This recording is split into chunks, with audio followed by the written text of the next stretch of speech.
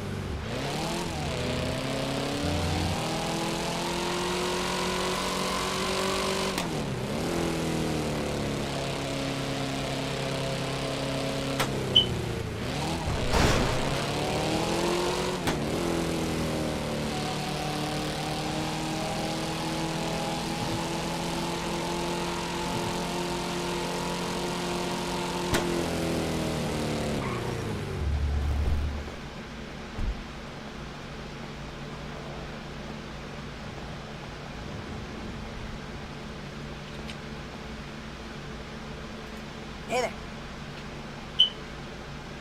Thanks. Wide load coming through.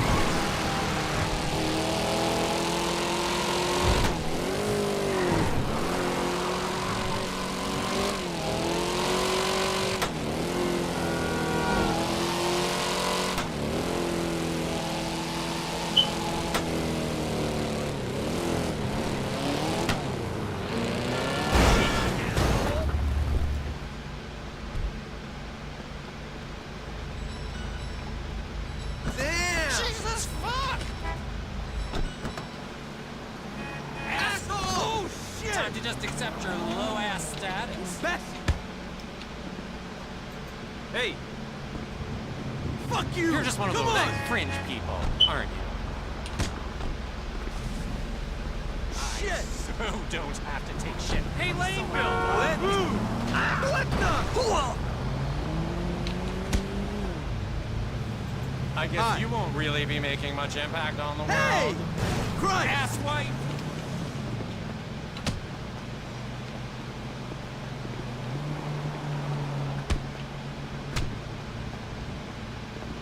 You're just one of those fringe people, aren't you? Hey!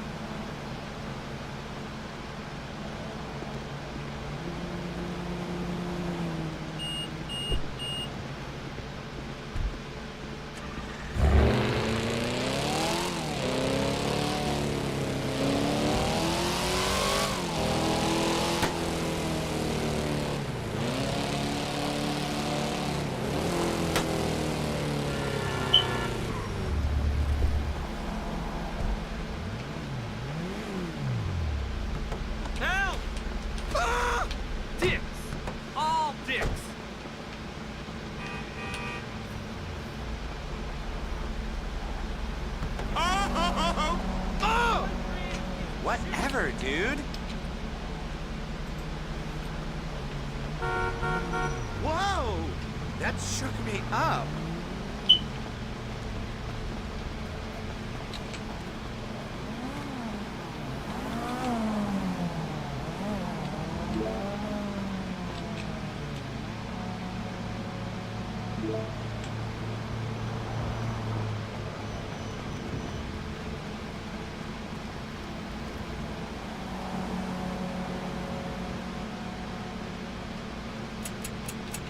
Oh, wow. I don't got no fucking shells.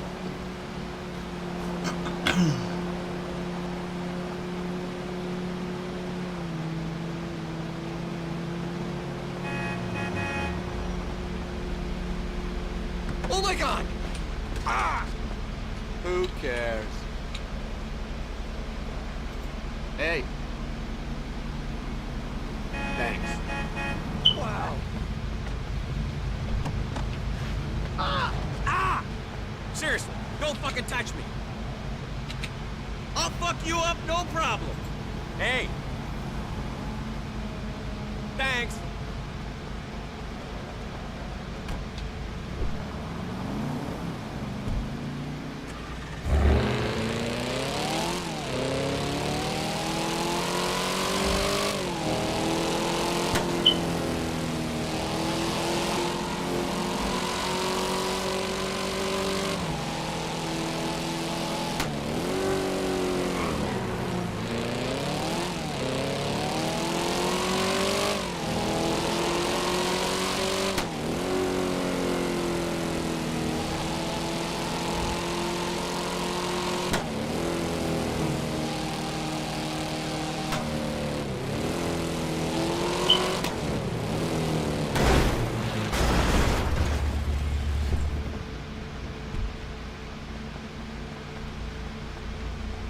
What the fuck?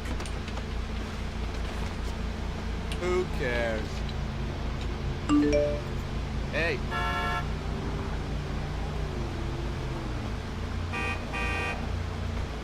No! Ah! Huckster! They told you I was here. I don't want to die. Ah! Watch where you're going, cockface. Cool it. Tool of the man. Who sent you? You asshole.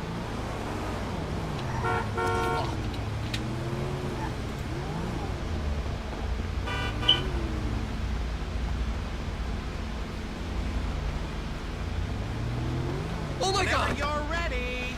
Ah! Who cares?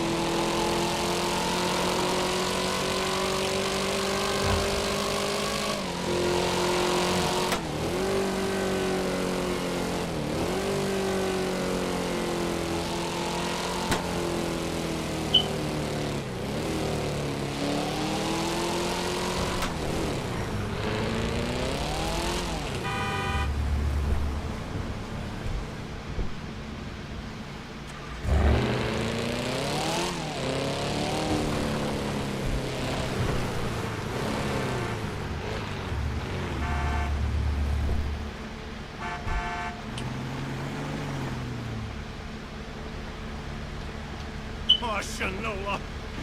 Oh, damn. Manuel!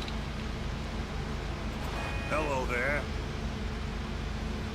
Thank you for assisting a pet. What in the world? Ah! Fucking fuck. You can suck me. I'm gonna fuck you up real good. Hey there.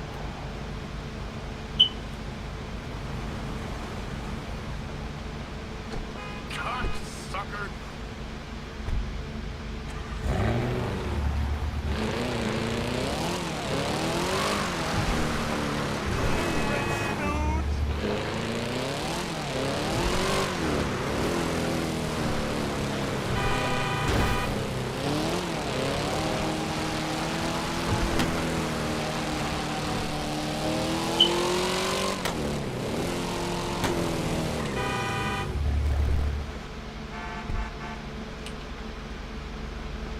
Fucked up, man.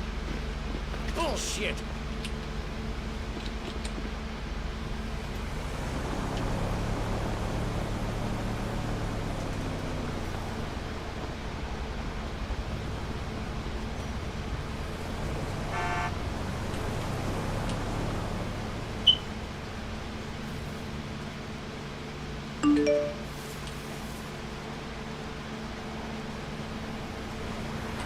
Slow down now.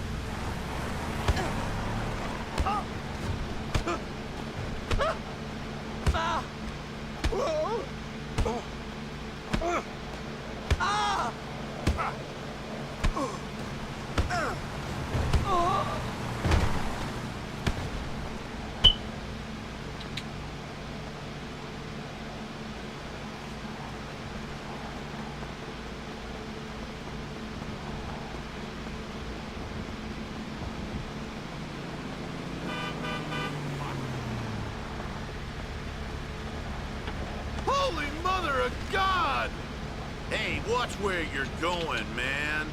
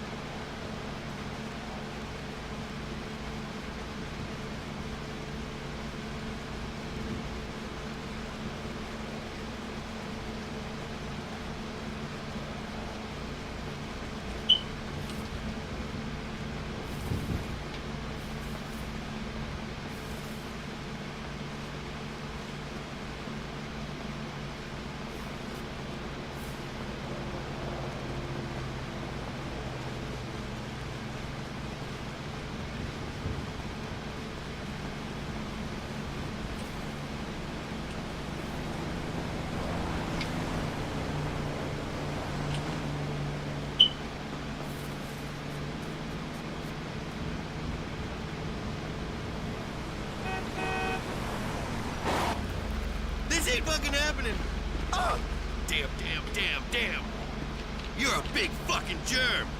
Hey.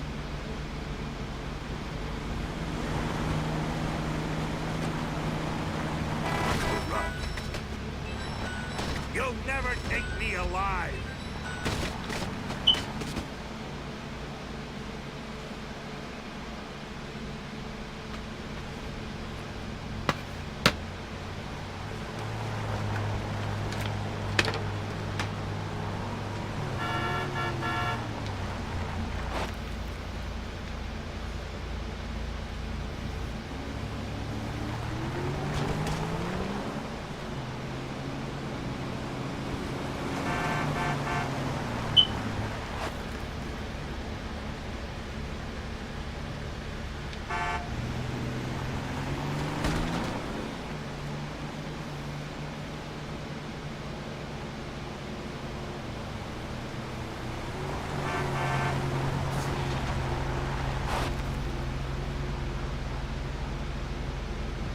Someone up there die?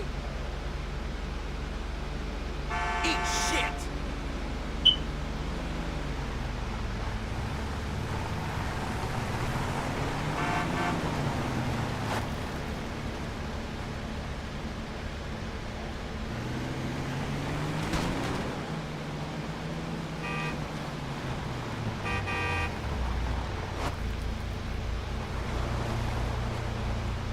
Come on, can we move?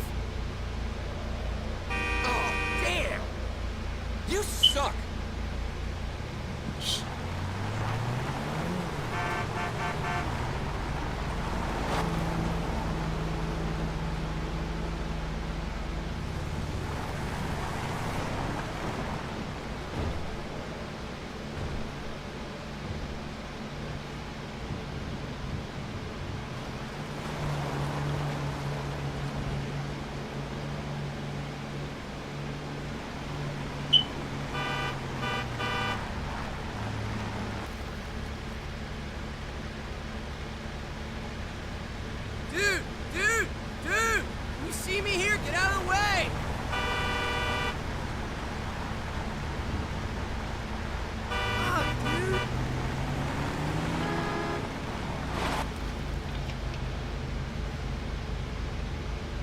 I'm fucking late here!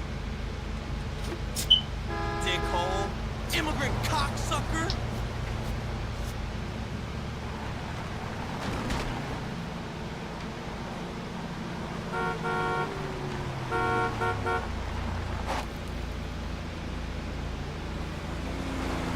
God, today, please, today!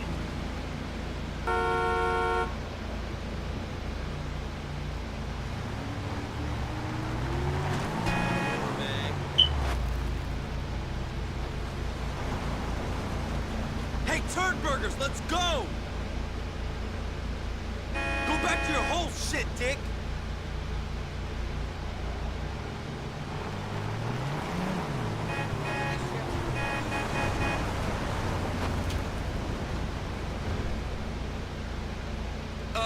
Let's go!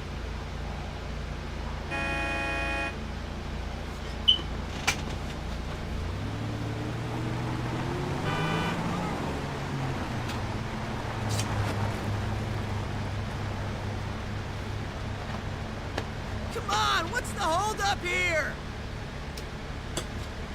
Go do one! Hey!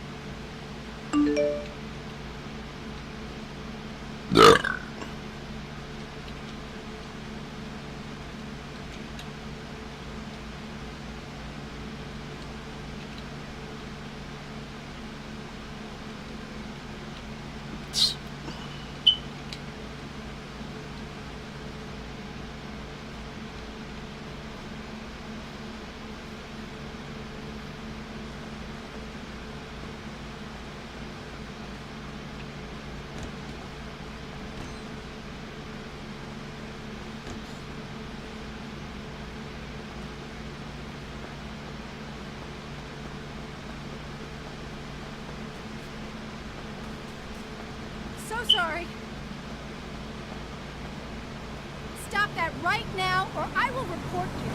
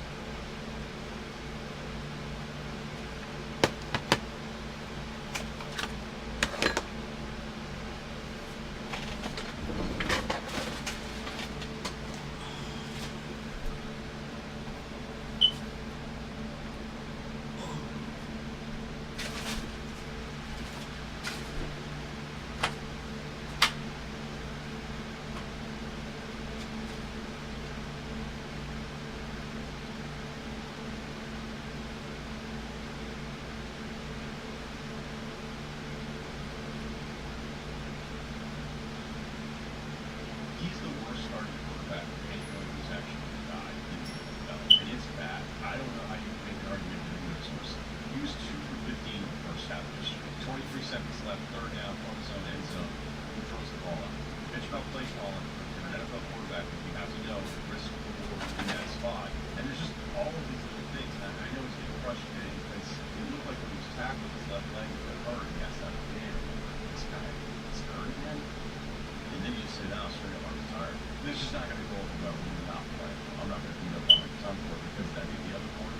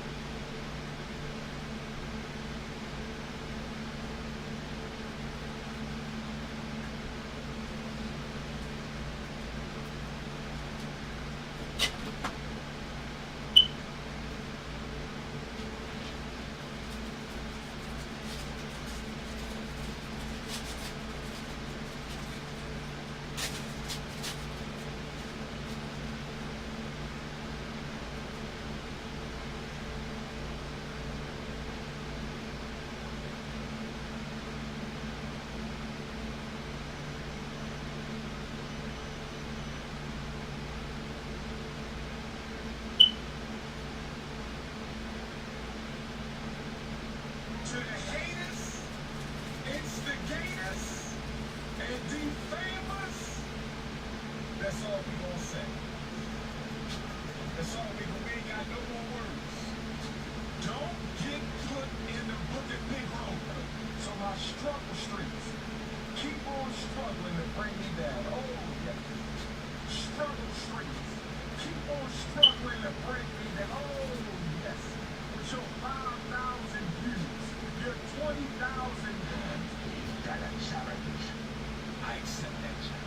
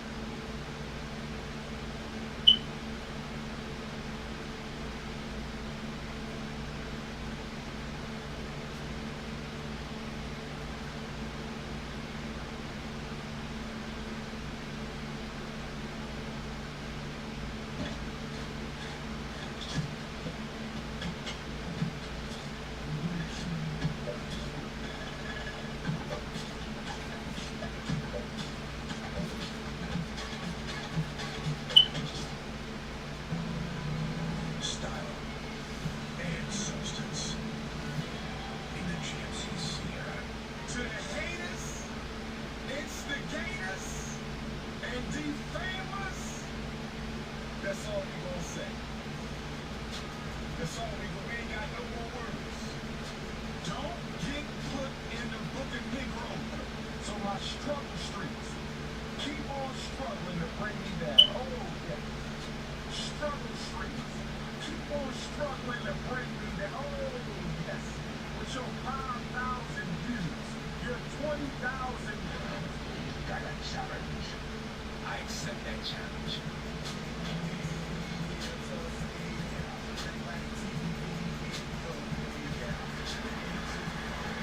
All right, y'all know what time it is. Bring your way. What? You got so much to say. You call us struggle streamers. Family, my Nubian YouTubers, gather around because we gotta talk about this brother Uber. Because apparently, his time is almost up. Now, allegedly, because I'm just not finding this out before I even started the podcast today. I was really thinking in my mind, when he woke up this morning, what was he thinking? He probably was in the mirror thinking, you are King Kong Cash Out. You are notorious. You know PA. Hit the bank guy. She coming by Django. You the leader. UGIT Capital. You hit the cash. She sucked my gun. 99858 215. You can't. I'm King Kong. You hit the bank. You can't. You the king. She coming my Django.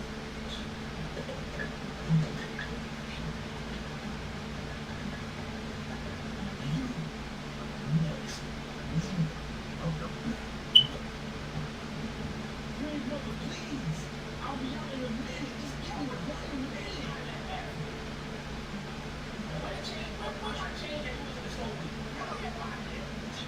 I had the change. I had to keep the change for the ancestors.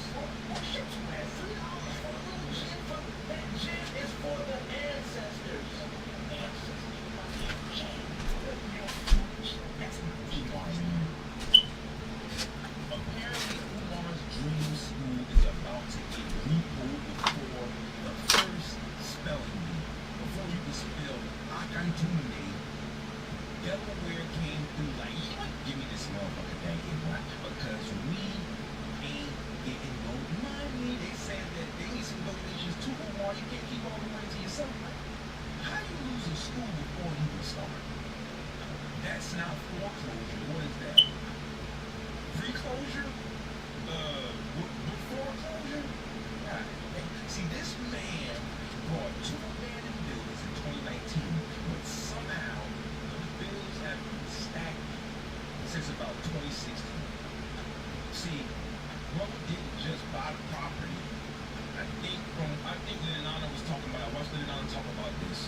Check his channel out. Lenana was saying that basically somebody else probably ran the debt up and then Umar bought that debt with him. Is that right? This is the Umar. To all persons having or claiming to have any title, interest, or lien upon the within described premises, take warning that unless the judgment for the taxes or assessment stated herein is paid within 20 days after the date hereof, or within such period of 20 days, evidence of the payment of the taxes or assessments herein claimed shall be filed in the office of the parking values in February of 2019. I'm going to tell you what I think is going on. I think Umar took on the liability, whatever else was still sitting on these accounts, that he took on that too. In other words, the donor took on. But that's what I think, and that's why, in my opinion, I don't want to be a fact, but this is what I believe. Does that make any sense? Sometimes when something, maybe as is, you buy it with the debt, I don't know. Well, he's saying that's probably what happened right there. To me, that's like buying a car and the repo man showed up with 4 years of parking tickets from the last motherfucker. I'm not paying that. Why would I buy the car and the tickets? That don't make no sense. But at the same time, I think when you buy a house sometimes, maybe that's like paying the taxes with the house or something. I don't know. What y'all think? Y'all gotta tell me. I saw a lot of crazy comments from the last video. I want to say thank y'all so much for showing me love on that last video. Last 2 videos, actually. Y'all really love. So for therefore, since y'all were showing love, I felt like, hell, might as well keep going on who know I am, since that's what y'all like to see. But I do a lot more undercurrent events and things like that, so make sure y'all stay tuned for that as well. Let's check some of these comments out. Man. We got Tremizzle, my boy Tremizzle. He said he was going to be the only teacher at the school, and the principal, janitor, bus driver, guidance counselor, football coach. He said, yeah, and yo, for real, bro. Yo, he want to be the teacher, the principal. He want to teach every class because look, how are you going to pay the teachers, bro? How are you going to pay the teachers in donations? Teachers don't want the. My boy 12 said he was going to charge about $500 per student. One person said the jam at Barry's. He said the funniest Lamar impression I've seen. That turn self-defense kid is crazy. Salute to you, man. I appreciate you. We got Straight Up, Beat Girl. The Zulu of Zell got me hollering. Appreciate you. The Warriors Soul Gaming. Grand Wizard of Wire Transfer. You know what I'm saying? Mr.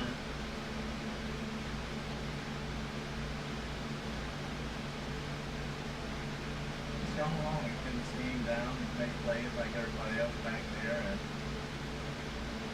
How many?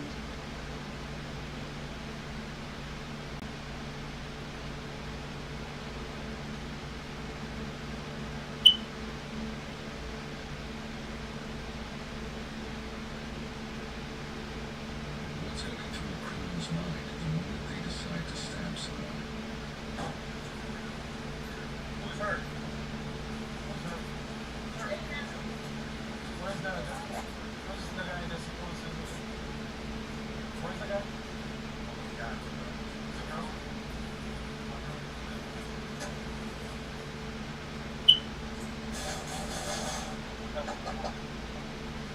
You guys know what happened? Huh? Stabbed you? I just think who stabbed you? Police not gonna take you. You do. Yeah, what?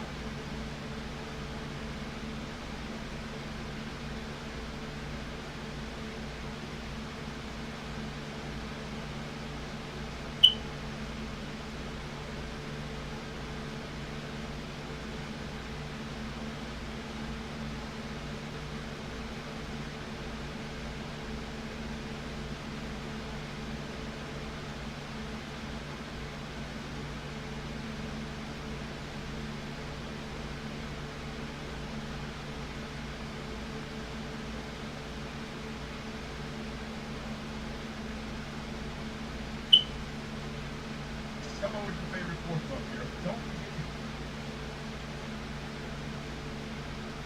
What's new there, buddy? Hey yo, what's my It's the greatest hustler alive in King of West Philly. Right now we in North and I'm with Shake Smooth. I know y'all know who Shake Smooth is. And I'm from my boy, the biggest on YouTube, and he in the trenches. When it support my boy, I don't know the jargon, like, subscribe, all that shit. Everything. And don't like, comment, share, and don't snitch. That's when we big. Oh boy, here we go, you guys. Fat Joe is currently getting cooked right now on social media. Now, last week, BT shocked everybody when they announced the suspension of the BT Hip Hop Awards and also the Soul Train Awards. Now, do not get it.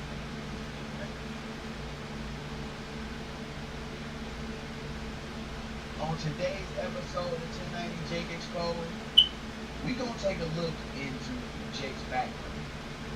Not his YouTube background or his prison background, his youth offender background. We're going to take a look into his real background. We already know he come from a family of police officers, and you know, he was pretty well off. He said it himself that his childhood wasn't bad financially. So, we're going to take a look at this whole white boy cocaine thing that he had going on when he was in Tampa.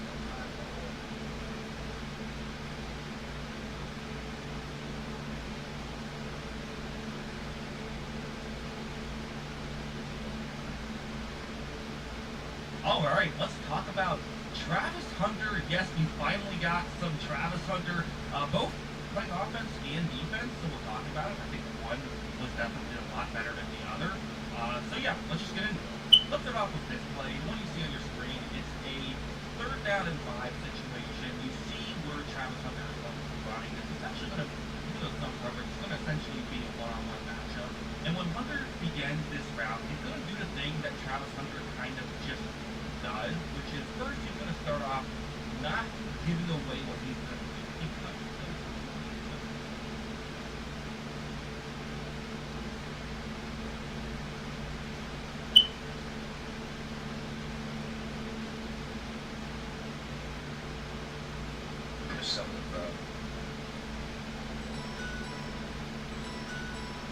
I'm sure you've at least heard by now that Logan Paul was caught with his pants down, exposed for one of the largest scams ever run by an influencer. This was all brought to light by the finest detective YouTube has ever had, the channel known as CoffeeZilla. I've talked about CoffeeZilla more than Amy Schumer's talked about her vagina. I can't get enough of this content, and I can't recommend his channel highly enough. It is beautiful stuff. He's like a real-world elf of Death Note. Instead of solving murder mysteries, he's solving scams. He's become a boogeyman to any fraudster online where he knocks on your door. There's no way I'm spending another day here. Either you set me free, or I'll come for your family. These were a couple of the words of the croc in a desperate attempt to get out of jail. There's no way I'm spending another day here. Either you set me free, or I'll come for your family. These were a couple of the words of the croc in a desperate attempt to get out of jail. A.B. Bukele. But what was the president's response? Stay until the end of the video and discover the operation to capture one of the most wanted leaders of organized crime, known as Al-Qaeda. It was an arduous task that required months of investigation and cooperation between different security agencies. The operation not only sought to bring to justice an individual accused of his participation in multiple criminal acts, but also to demonstrate the government's commitment to peace and citizen security. It all began with a series of citizen complaints that alerted them to illegal activities in a neighborhood that had been taken over by the gang led by El-Khar. The neighbors, tired of living in constant fear, decided to collaborate with the gang. The authorities provided information about the movements of the suspect and his accomplices. This act of courage became the starting point for the development of a strategic plan that respected both the rights of those involved and the safety of the community. Security forces established a discrete surveillance perimeter around the areas identified as possible hideouts of the suspect. They used advanced technological tools such as drones and facial recognition systems to collect evidence and confirm the presence of the croc on one of the properties under investigation. Teamwork between local police, federal forces, and a specialized negotiation group was crucial in coordinating every step of the operation. The day of the operation was strategically chosen to minimize risks in the early hours of the morning, when the streets were deserted and criminal activity was low. Special units mobilized toward the location identified as the leader's hideout. Gang member. Clearly, the strategy was to avoid a direct confrontation and seek a peaceful resolution that would guarantee the safety of everyone present, including the suspects. Authorities discreetly surrounded the house, ensuring that there were no possible escape routes. Through a loudspeaker, one of the negotiators addressed the occupants, requesting their surrender. The priority was to avoid violence and protect the lives of those responsible for criminal acts. For several hours, the negotiations took place, but the tension was palpable from inside the house. Some people tried to resist, but law enforcement remained firm in their professional approach. Finally, after a long verbal exchange, the occupants began to leave one by one with their hands raised, indicating their surrender. The croc, who until the last moment had maintained a defiant attitude, was the last to leave the house. The capture was carried out without a single shot, proving that the professionalism and preparation of law enforcement could prevent. Even in highly complex situations, from the moment the croc was handcuffed and taken to prison, he knew his life was about to change drastically. He had faced many things on the street, shootings, and the treacherous loyalty zone. But this was different. Now he was alone, surrounded by concrete walls and barbed wire, far from the alleys where he ruled with an iron fist. The transfer to the prison was silent. The guards barely spoke to him, but their looks spoke volumes: contempt, satisfaction, and perhaps a hint of hope. You have no power here, they seemed to tell him. When metal doors closed behind him, a chill ran down his spine. It was a sensation he hadn't experienced in years. Fear. The first day was the most for a long time. They locked him in a small cell barely lit by a flickering bulb. The mattress was thin and smelled bad. The walls were covered with inscriptions made by others who had passed through there before him. Phrases of despair, forgotten names, dates without context. No one gets out alive. read an inscription he couldn't help but read repeatedly. The noises from the prison were incessant. Inmates shouting, metallic blows in the distance, harsh laughter that seemed to mock the silence. He tried to sleep, but every time he closed his eyes, the faces of those he had betrayed were eliminated and returned to home. He writhed on a mattress in a cold sweat, until the first light of dawn filtered through the bars of his cell. The guard were quick to show him his position in this new hierarchy. For them, he was nothing more than a number, a criminal who had finally fallen. At first, the mockery was subtle, like dropping his food tray in front of him, or ignore his questions, but quickly the provocations became more direct. One of the guards, a burly man, with scarred knuckles, leaned toward him as he hammered him. His breakfast. You know what we do to guys like you? Here he said with a smile that wasn't kind. I'll show you. What real hell is. The croc gritted his teeth and didn't respond. He knew that showing weakness would be his downfall. But the threat hung in the air, like an invisible knife that could fall at any moment. On the second day, he began what he would call his trial by fire. Lunch. The guards separated him from the rest of the inmates and took him to an interrogation room. There were no cameras or records. It was just him, two uniformed men who closed the door behind him. Yes, how many more are out there? One of them asked while slamming the table with the palm of his hand. We know you have contacts, names. Talk. But the croc refused to cooperate. He remained silent, staring at the floor. It didn't matter. No matter how much they insisted, he wouldn't betray what little of his code, his loyalty to himself, he had left. The frustrated guards decided to teach him a lesson. They pushed him against the wall and punched him in the stomach, in the ribs, in the legs, never in the face, not wanting to leave any visible marks. When they finally left him on the ground, panting and in pain, one of them leaned over him and whispered, "This is just the beginning." The next few days were a whirlwind of pain and humiliation. Every time he passed through the corridor, the guards shoved him or threw sarcastic comments at him. "Where's your gang now, boss?" they said with a mocking smile. They even assigned him the most degrading tasks in the prison, such as cleaning the bathrooms or collecting trash in the yard. One night, while he was in his cell, he heard other inmates muttering his name. He couldn't make out what they were saying, but he knew they were judging him, analyzing for some. He was a threat to others, an opportunity. No one came to prison without enemies, especially someone with his reputation.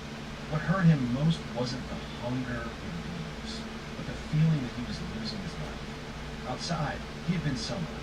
Here, he was nothing more than another number in a system that seemed designed to break people. He wondered if this was what he deserved, if this was the fate he had always had in store for him. One afternoon, while cleaning the yard under the watchful eye of the guards, a ray of sunlight hit his face for a moment. He closed his eyes and remembered his life before all this. The days when he was a carefree teenager, the moments when he could still have chosen a different path. But those memories were bitter because he knew he could never go back. That night, as he lay back in his cell, he heard one of the guards whisper something to him. "How long do you think he'll last?" one asked. "Not long," he replied, the other with a dry laugh. "Guys like him always end up breaking their crock." He clenched his fists and looked at the ceiling. He knew they wanted to see him fall, that they were waiting for the moment. When he would give in, cry, beg, but he also knew that if he did, it would be the end of what little remained of him. The buzzing of the phones in Nayib Bukele's presidential office was constant, a habitual cacophony at the epicenter of power in El Salvador. However, that no one call in particular broke with the everyday. On the other end of the line, a deep voice, filled with contempt and threat, spoke. From the depths of a dark cell, President Bukele said in a mocking and icy tone, "I am the croc, the same one you locked up. I want to speak directly with you. Don't send in secretary or your security guards." The president, who was reviewing documents in his private office, was informed of the call. At first, he thought it was a joke or even a desperate attempt at manipulation, but he agreed to answer. He wanted to hear what that infamous gang member had to say, aware that any word coming out of his mouth would be an attempt at intimidation. "Here I am, Croc," Bukele said, Calmly, he took the phone. I'm surprised they allowed you to use a phone, but go ahead. Say what you have to say. The Croc's laughter echoed on the other end of the line. It was a sardonic laugh, filled with a false sense of security that tried to camouflage his desperation. They allowed me to use it because no one controls these prisons. How do you think, President? He replied arrogantly. If you think you have absolute power, you're more blind than I imagine. You will imperturbably let the gang member continue. He was used to attempts to provoke and destabilize, but he knew that behind the loud words was something else. I would have called him just to exchange insults. What do you want? Bukele asked with a cold and direct tone. It's simple. I want you to get me out of here. The Croc responded with a certainty that couldn't hide his urgency. I don't have time for your games. Bukele, if you don't, do what I tell you, or I promise you he'll regret it. I know things. I know about your movements, about your plans. I can make everything collapse. The silence that followed those words, Beetle took a deep breath before answering, weighing each word. Do you really think you can threaten me? He said with a calmness that contrasted with the intensity of the call. You're talking from Zelda in a maximum security prison. Everything you think you have, your power, your connections, all of that was left out. When they arrested you, what makes you think you can intimidate me? The Croc's voice changed its initial tone, giving way to a more sinister, more calculating tone. Don't underestimate what I'm capable of. Bukele, the people out there still fear me. My men are active, and if I give the order, they will act. I don't care how much you think you cleaned up the streets. This isn't just about me. This is a movement, and if you don't cooperate, you and your family will pay. The consequences. The mention of his family made Book clench his fist, but his voice remained unwavering. Listen carefully, Croc. He responded, revealing a mixture of contempt and firmness. I locked you up because you were a threat to this country, and there you will stay. You think you can manipulate me with threats? You're more lost than I thought. I'm not the kind of leader who gives in to criminals. The only thing you'll achieve with this call is hasten your downfall. Croc, irritated by Bukele's lack of reaction, raised his voice. You're Beale. I'm not someone you can play with. I'm not one of those weak politicians that you can crush in your speeches. I gave you a chance to resolve this in a single day. Now you'll see what it means to challenge me. Are your threats over? Bukele asked sarcastically. Because honestly, I don't have time to listen to someone who's no longer in control. Before Croc could respond, Buell added with an icy tone.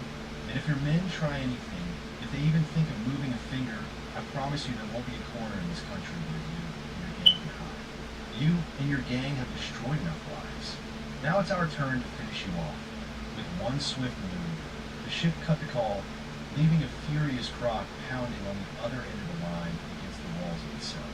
The echo of his frustration was lost in the prison, where the guards watched without intervening, aware that the man who used to inspire terror was now reduced to just another prisoner. Bukele, for his part, summoned his security team and the top brass of the police. He reported the call and gave clear instructions to reinforce surveillance in the prisons, to intensify operations against the gangs, and to ensure that the Croc had no further opportunities to communicate with the outside world. He also made it clear that any attempt at retaliation would be met with full force of the state. In a press conference called Hours. Later, Bukele addressed the Salvadoran people without mentioning the details of the call. He left a resounding message. I want you to know that there is no criminal, no gang member, no threat that will make us back down. El Salvador is changing, and we will not allow fear to rule our streets again. Those who attempt to challenge the state will face justice without exceptions and without respite. The reaction of citizens was mixed. Some saw him as a brave leader willing to confront the darkest threats. Others criticized his approach, arguing that extreme measures could unleash an even greater wave of violence. But what no one could deny was that Bukele had made it clear that his commitment to the country's security knew no bounds.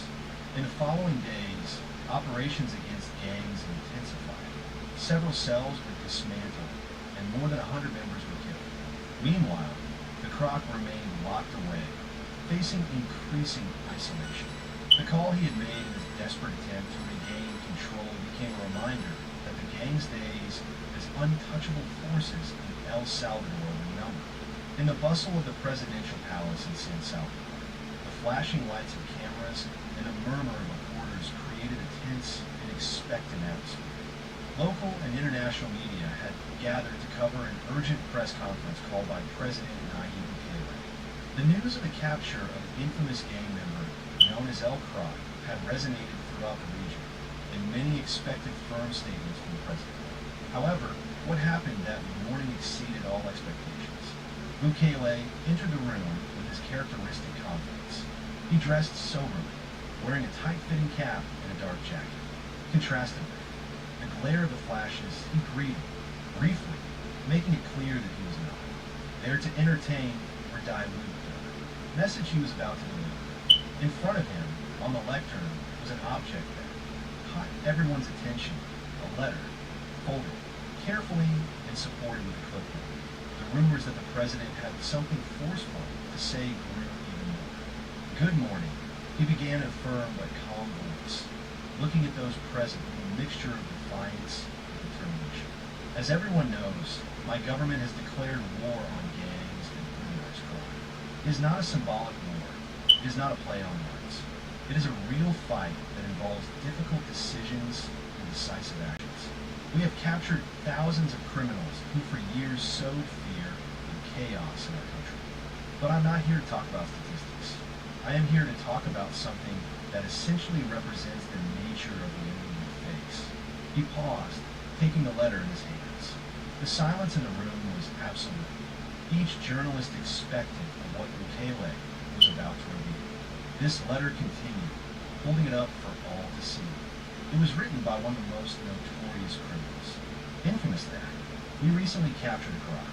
This man, known for his atrocious act, has gone from leading a gang that terrorized our communities to being just another prisoner locked within the same walls that he used to avoid. But even from his cell, in his desperation, he had the audacity to write me this letter. And do you know what it says here? Asked his voice rising with indignation. He threatens me, demands me. Does he dare to ask me to free him, to take him out of the prison where he belongs? Murmurs began to spread among the reporters. Bukele unfolded the letter and read excerpts aloud with a sarcastic tone and a wry smile on his lips. I'm giving him a chance. Bukele says, here's a chance. This man believes he has any right to negotiate. He says that if I free him, he won't cause more problems, that if I ignore him, I'll regret it. Incredible, he exclaimed, casting a look full of hatred toward the campus. This man who has caused so much pain thinks he still has power, but make no mistake, his time is up. For all of them, applause began to erupt among some of those present as they frantically took notes. Bukele held up the letter once again. This letter is not just a symbol of the arrogance of the criminals we have faced. It is a reminder of why we cannot give in, why we cannot let our guard down.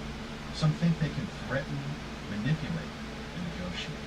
But let me be clear, in this government, there is no room for negotiation with gang members. There will be no mercy. There will be no truces. And to make it even clearer what I think of this opportunity offered to me, with a decisive move, Bukele took the letter and tore it up in front of everyone. The sound of the paper tearing echoed in the microphone. The camera flashes illuminated the gesture, capturing the moment with intensity. Not satisfied with just tearing it up, he threw the pieces to the ground and stomped on them, symbolically sealing the stance. Just as I destroyed this letter, he said, in an implacable voice, I will destroy any attempt by the gangs to intimidate them with a double blanket. Just as we captured the Croc, we will go after each and every one of those who are still outside, no matter where they hide, no matter how long it takes. This country will no longer be their territory. The room erupted with questions, but Bukele raised a hand to silence the reporters. His expression remained stern, but his tone took on a more hopeful note. This is not just about justice. It is about returning to El Salvador what belongs to it. Peace, tranquility, dignity. For too long we have lived in fear, allowing a few to control our streets and our lives.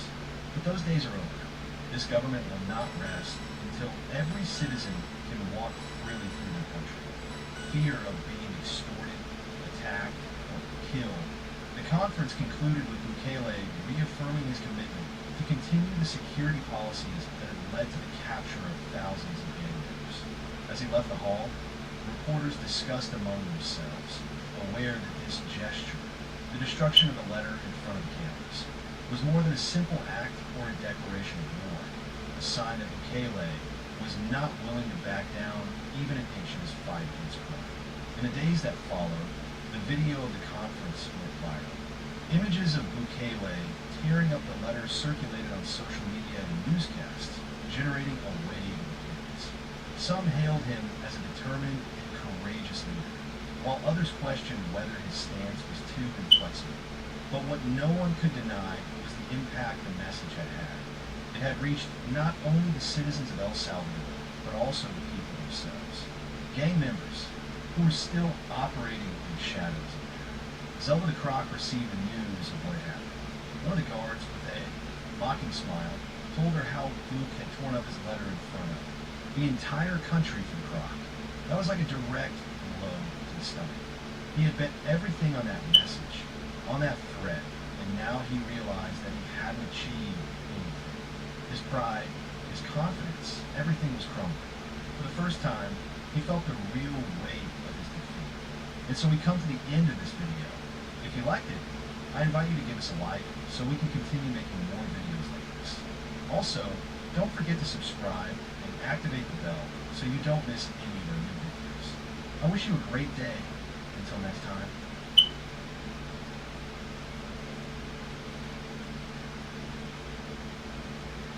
Download the Kayak app to search and compare prices on flights, cars, and hotels from hundreds of travel sites. And do what people do. Check sites Kayak already checked. Play word and play different reviews. True, cool word. Thought it would be worth it. Oh yeah, back to the Kayak app for a great deal.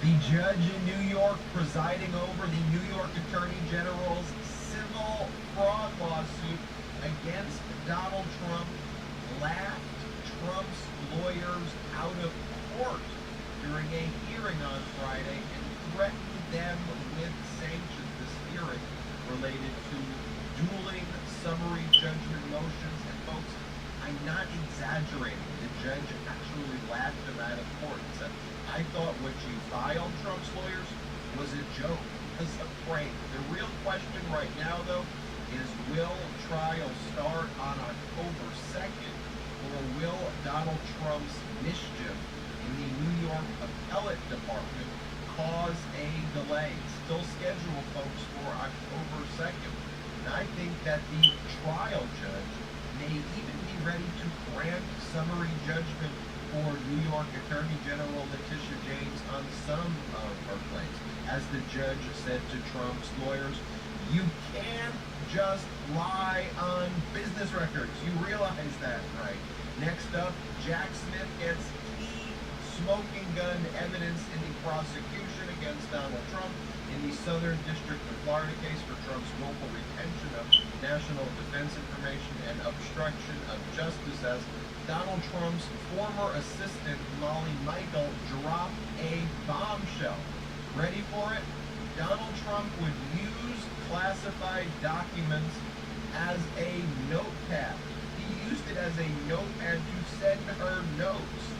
And then when the Department of Justice sought the documents back from Trump, Trump told her, according to sources, quote, you don't know anything about the boxes, Molly. Also, Donald Trump filed an unusual motion on Friday, I guess unusual for mostly everyone other than Donald Trump, filed an unusual motion with Judge Eileen Cannon on Friday, seeking to revise the schedule of Classified Information Protection Act discovery, but really what he's after here is to delay. He realizes how damning the evidence is against him.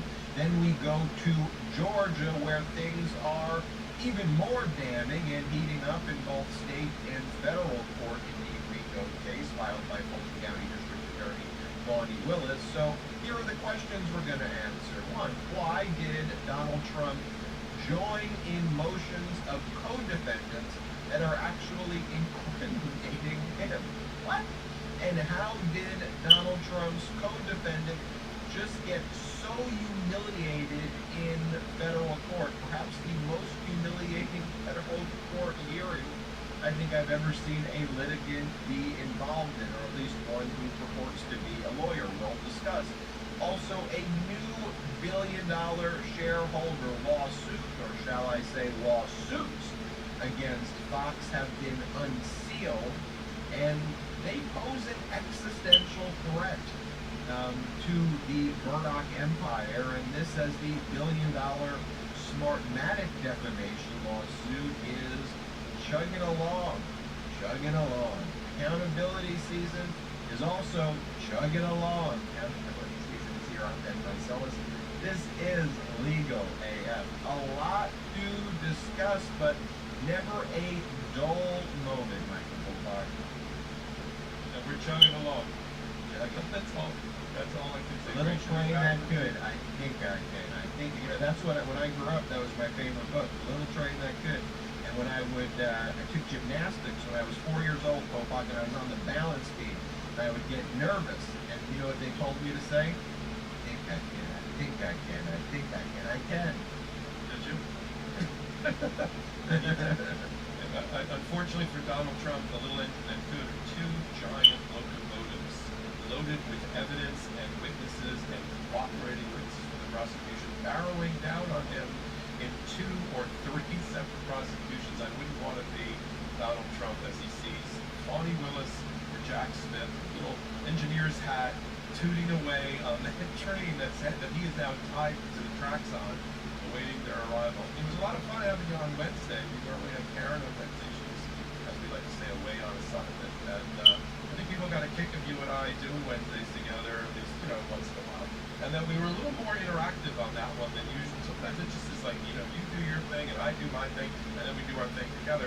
But I think the back and forth was fun, and there'll be a segment or two in this episode to do that as well, where we have a conversation in front of 2 million people.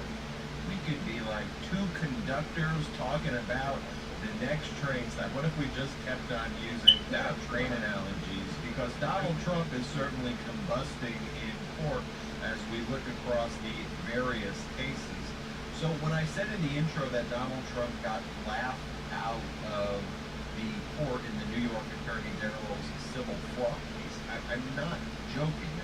The judge, Judge Engoron, in his hearing on the dueling summary judgment motions, actually said, when I first heard the arguments that you filed, referring to Donald Trump's lawyers, I thought you were joking.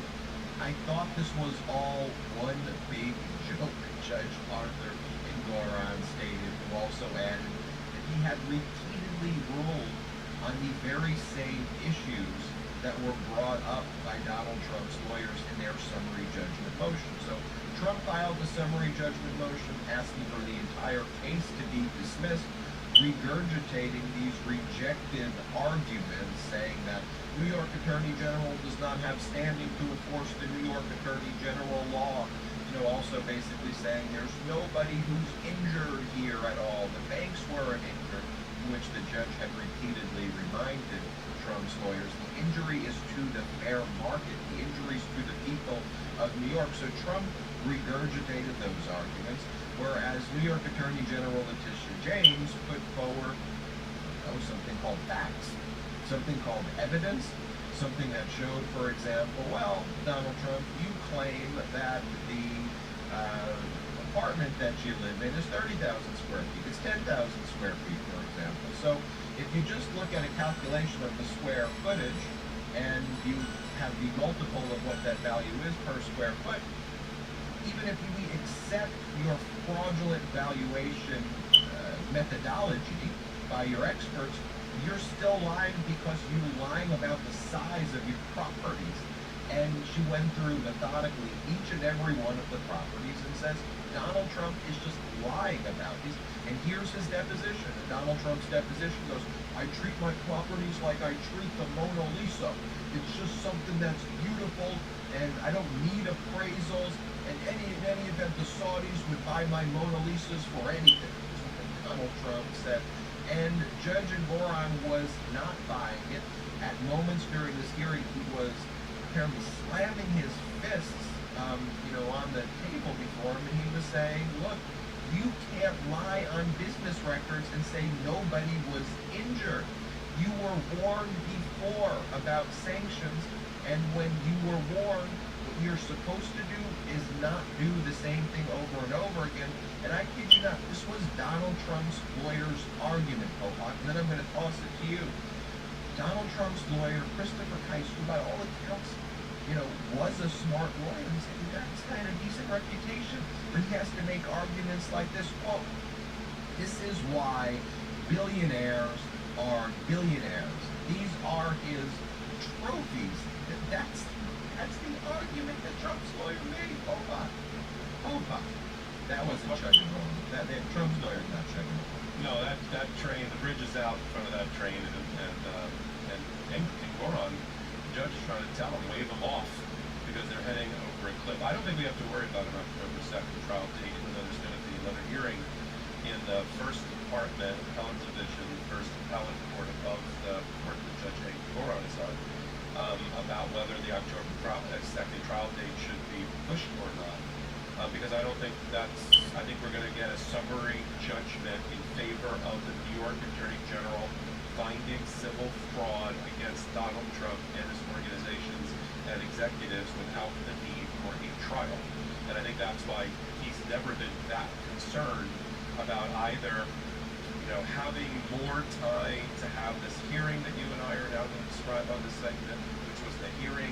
It's really a two-part hearing. It was a hearing on summary judgments both filed by the state New York Attorney General and by Donald Trump's lawyers. Donald Trump's lawyers are like, we don't even need a trial. We agree.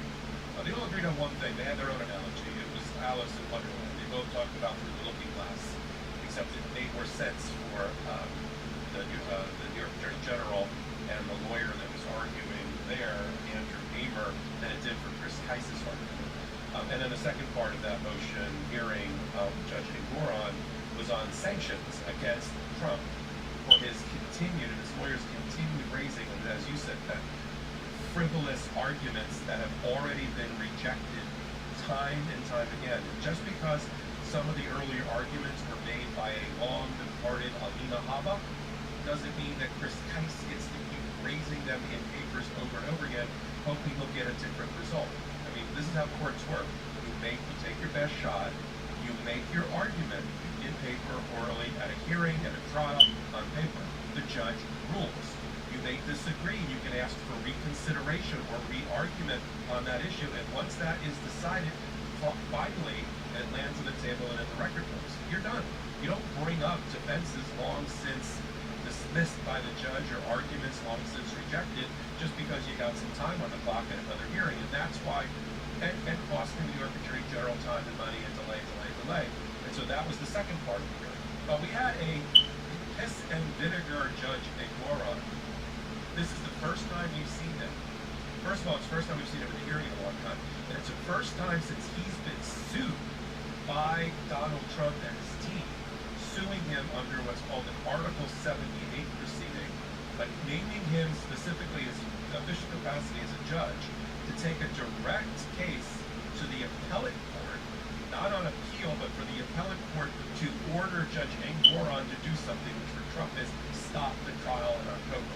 That whole Article 78 where Judge Engoron had to go out and get his own lawyers, the lawyers assigned him to the court system anyway, is going to have a hearing this week.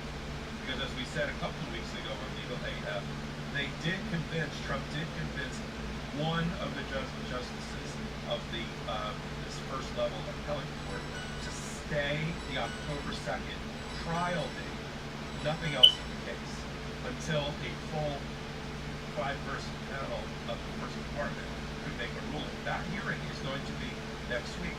But they've already, Judge a moron, now having been sued, having told the parties, you are going to have plenty of time to get ready for October 2nd. I'm going to hold a hearing on summary judgment for both of you soon. He did yesterday. I'm going to tell you which of the 12 pieces of property that the New York and transactions that the New York Attorney General is claiming there has been overinflation of asset value by Donald Trump in order to over-borrow from banks with assets that don't support the loans at amounts that don't support the value of the true value of the property. I'm going to tell you which properties are in the case that you need to argue for trial, in which cases, because of a June ruling by the appellate division that Trump was partially successful in, are outside the statute of limitations. Because Letitia James, New York Attorney General, does have a slight time problem, because she brought her case. It took her so long to develop it, like 5 years, that some of the claims fell off the continuum as being valid claims because they're time bound. Meaning every cause of action, state or federal, has a statute of limitations that goes along with it. No, I'm not talking criminal, I'm talking civil now. And a number of these, a couple of these transactions and properties, therefore, that were at the heart of her case, fell off as being time barred. That's okay, because others didn't, like Mar-a-Lago, which was overestimated according to the New York Attorney General by every year by $250 million or more, or 40 Wall Street, which is a sort of a trophy property that Donald Trump considers about a half a block from the Federal Reserve downtown in New York. That has been overestimated according to the New York Attorney General by $500 million every year. Let's use this as an example. Suppose you only have $1 in your bank account, and you have the $500 million fake valuation for your property. Well, then you really only have $1. Because if you go to the bank and says, I have $500 million and $1, and I'd like to borrow money, please. And the bank says, well, take a look at that. Do you have an appraisal? Oh, yes, it's an appraisal from my mind. It's an appraisal on what I think it's worth. Because I'm a billionaire developer, and anything I say should be followed, which is Chris Tice's argument in the courtroom, which led to a lot of laughter and banging of the bench by the judge. Which was, I wouldn't invest $1 based on what the New York Attorney General has to say, because they are undereducated in the area of real estate. I would follow Donald Trump, and whatever he says is right, Judge. To which by the way, the judge said at one point, you understand that if you misstated value of properties, even though you claimed there was no victim, there could still be a fraud, right? A fraud on the marketplace, on the fair operation of the market, because your guy's getting an advantage because he's lying to the banks about the value of his property. They have limited money to lend, because banks don't have unlimited money. They have limited money both by regulation and their own balance sheet, and they overlent to your guy so they couldn't lend to the person right behind them in line, and the asset was not properly supporting, a value of asset was not properly supporting the loan at all. So should there have been a collapse, the bank would have been not securitized. But you understand all that, right? The guy was like, but I would put my money wherever Donald Trump told me to put my money. Here's the result. On at least 2 of the 12 major properties, which is almost $1 billion in her case, Mar-a-Lago and 40 Wall Street, I believe that a very robust decision from Judge Moron on Tuesday, that's when it's coming out, is going to rule in her favor on a number of these properties, saying we don't have to worry about October 2nd for a trial, because I'm finding as a matter of law, on the undisputed record, I don't need to hear any other testimony, that she wins on her civil fraud case. As to Donald Trump's motion to dismiss the entire case because no banks have been defrauded, everybody's getting paid back all of his loans, I'm sorry, that's not a defense to the civil fraud case at all, and I deny your motion for summary judgment. And on your sanctions, yeah, you kept raising frivolous arguments I've already dismissed, and I'm going to find that their Attorney General is entitled to money as attorney's fees and reimbursement as a result of that. That's why our first appearance for Hank Moron since he's been sued. He's so, sort of piss and vinegar, yet calm in his own approach, because he doesn't care about the October 2nd trial date. The court next week is going to have to decide then whether October 2nd matters. The only reason that Trump asked for it to be delayed was to give the judge more time to rule on summary judgment. Well, Tuesday, after the Jewish holiday, he's ruling on summary judgment, and to allow them to have more guidance on being prepared. He has made it clear that he believes he's made the right decisions in the case, that he's following the appellate court and their directions on how to separate the time-barred claims from the non-time barred claims, that he's not trying this case in front of a jury. It's going to be tried in front of a judge, Judge Hank Moron anyway. He's the same guy deciding on these issues, and everybody should remain ready on October 2nd for a trial. I'd be shocked, although it could happen, if next week the appellate court says, yeah, so October 2nd doesn't work. Let's just push that off another time, and then collide with all of the cascade of other civil and criminal trials that are already booked on Donald Trump's dance floor. Well, here's the thing. The train can only move forward if it's on the rails, and almost no matter what the appellate division does, this train's still going to be on the rails because it's a bench trial, right?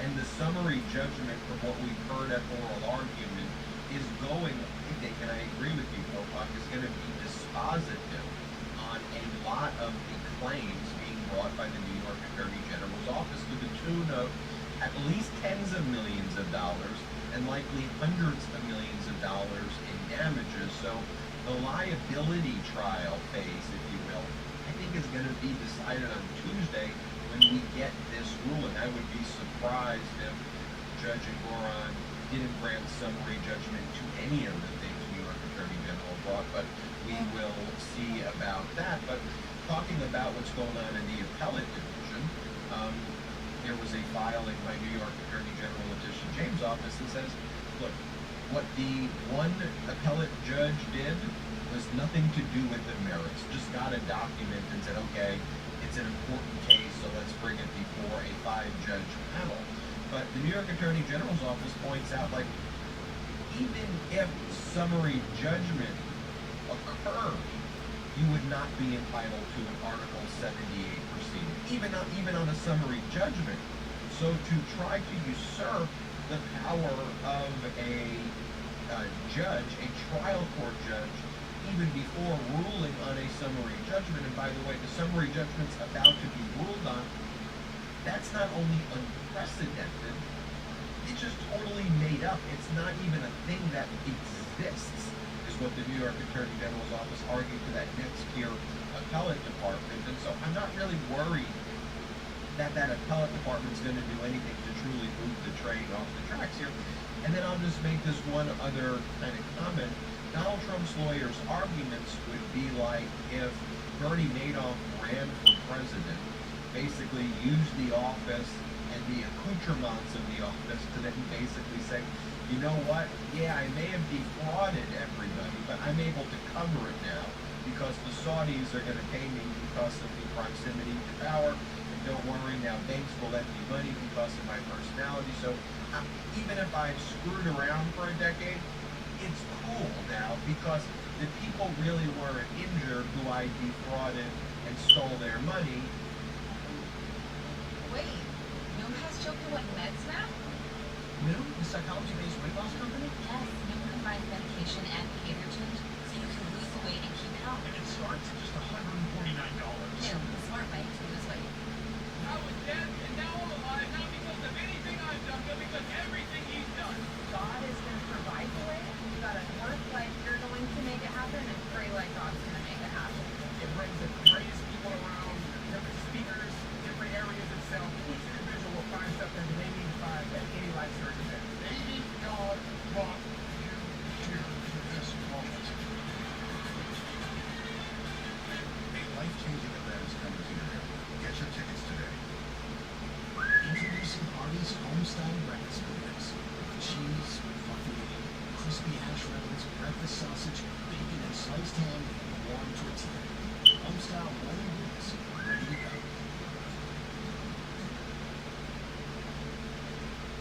I paid him back. And you would still say, but you still committed fraud. You can make it even simpler. If I rob a bank in the morning, but in the night I have second thoughts and I put it back, it doesn't mean you didn't commit a crime, or in this case, simple fraud. And so that was when the judge was reportedly banging on his bench, which is never a great sign. I've been an advocate in front of the New York State Supreme Court. I just tried a case in front of another version of that court last week. I've been in front of the First Department Appellate Division, which is what's going to be ruling on this weirdo, as you said, out of regularity motion or petition to try to get the trial judge to do something in advance of him doing something. It's not a good day when you have a judge pounding on the podium. I once had a case where the judge got so frustrated with my opponent. We had already dismissed the jury on an argument about whether he had mistried the case by introducing evidence he shouldn't have. The judge picked up a giant binder clip and just threw it into his bench. Never a great place to be when the judge gets so frustrated with you. And I think what we saw here was a judge in full bloom with a lot of confidence, and his first time taking the bench since he's been sued, saying, I am not worried about my bosses in the First Department. I've made the proper rulings. I understand, Mr. Tice, what the appellate court ruled in June about which of the transactions and people, because that's how Ivanka Trump got out. For those that, again, we try to make this book episodic, so you can follow along, and also a series in terms of legally out. Ivanka Trump is not here because of the statute of limitations ruling over the summer by this same appellate court, although it'll be a different group of judges. And she just sort of, well, I haven't been around since 2017, and they were like, well, you're outside the statute of limitations. But, and Goran got his opportunity to talk as well. There's different stakeholders and different audiences during a hearing like this. The judge gets to be the judge. Tice gets to trot out some old hackneyed arguments and defenses that make no sense at all. And we got to see the chief lawyers for Letitia James. She didn't actually handle the hearing, one of her assistant attorney generals did. And he did a masterful job with his slideshow of talking about the fraudulent value, which they've now estimated at a $3.7 billion hyperinflation, false inflation of financial statements for Donald Trump. But one of the pieces of evidence that they put up on the screen, I don't know if you caught it, was Donald Trump himself signing a certificate attesting that the financial statements were true and correct and consistent with generally accepted accounting principles. When we know now from his testimony that was a lie, that he picked numbers out of his backside based on how he woke up in the morning. I look over at my building. I think my building's worth $300 million more today. I think my apartment is 30 times bigger than it really is. And they also put up a quote from Weisselberg, the disgraced CFO, just spent 6 months on Rikers Island for tax evasion and fraud in another case, in a criminal case, where he said, they asked him, well, the Trump apartment in Trump Tower, that's what it is 10,000 square feet, not 30,000 square feet, right, sir? He said, yeah, that was a mistake. To which the lawyer for Letitia James says, we agree. It was a mistake. The only question that Goran asked that was interesting was, not that I think that these facts are present, but he said, what if the other side, Donald Trump and all, made an honest mistake? Would that still be potentially fraud under this unique statute and powers that the Attorney General's office? And Andrew Ware said yes. He said that it could still be an honest mistake, but if it defrauds the market, right, and it makes it unfair in the marketplace, which is what they're trying to regulate, that everybody plays on the same playing field, not a tilted playing field that Donald Trump's making, where he gets all the advantages because he's making up appraisals, he's what I call over-borrowing money. He's taking money away from the next borrower in line because banks have limited dollars. It's a zero-sum game, literally. And so he said yes, under the 63-12 executive law that the New York Attorney General was under, it could still be. And if that was the only question that, frankly, and Goran had in his mind, we're going to see, and you and I, maybe Karen, are going to be talking about the ruling on Tuesday, which will be in advance of the appellate division. They're going to say, we think this hearing is mooted. We don't need to do anything. You can't in advance say that the judge is about to make an error. You got to let the judge make an error. And then he makes an error, you take a normal appeal, and you argue the judge fact that he doesn't like us, and he makes comments, and he bangs on his podium and his whatever, that you have to stop him from doing that. The trial judge has broad discretion to run the trial, make the rulings on a bench trial, certainly, and then if you don't like it and you think there's reversible error, take it up on him. Being special counsel Jack Smith updates, we're learning that a key witness has told special counsel Jack Smith that Donald Trump is using classified documents as his notepad. We've got that and a lot more to discuss, folks. This episode is popping off. Don't get sidetracked. We've got Ben, Popak, and all the bells and whistles. Shoot, shoot. We'll be right back after this. I like knowing exactly where my meat comes from. And with Moink, that place is from small family farms all across the country.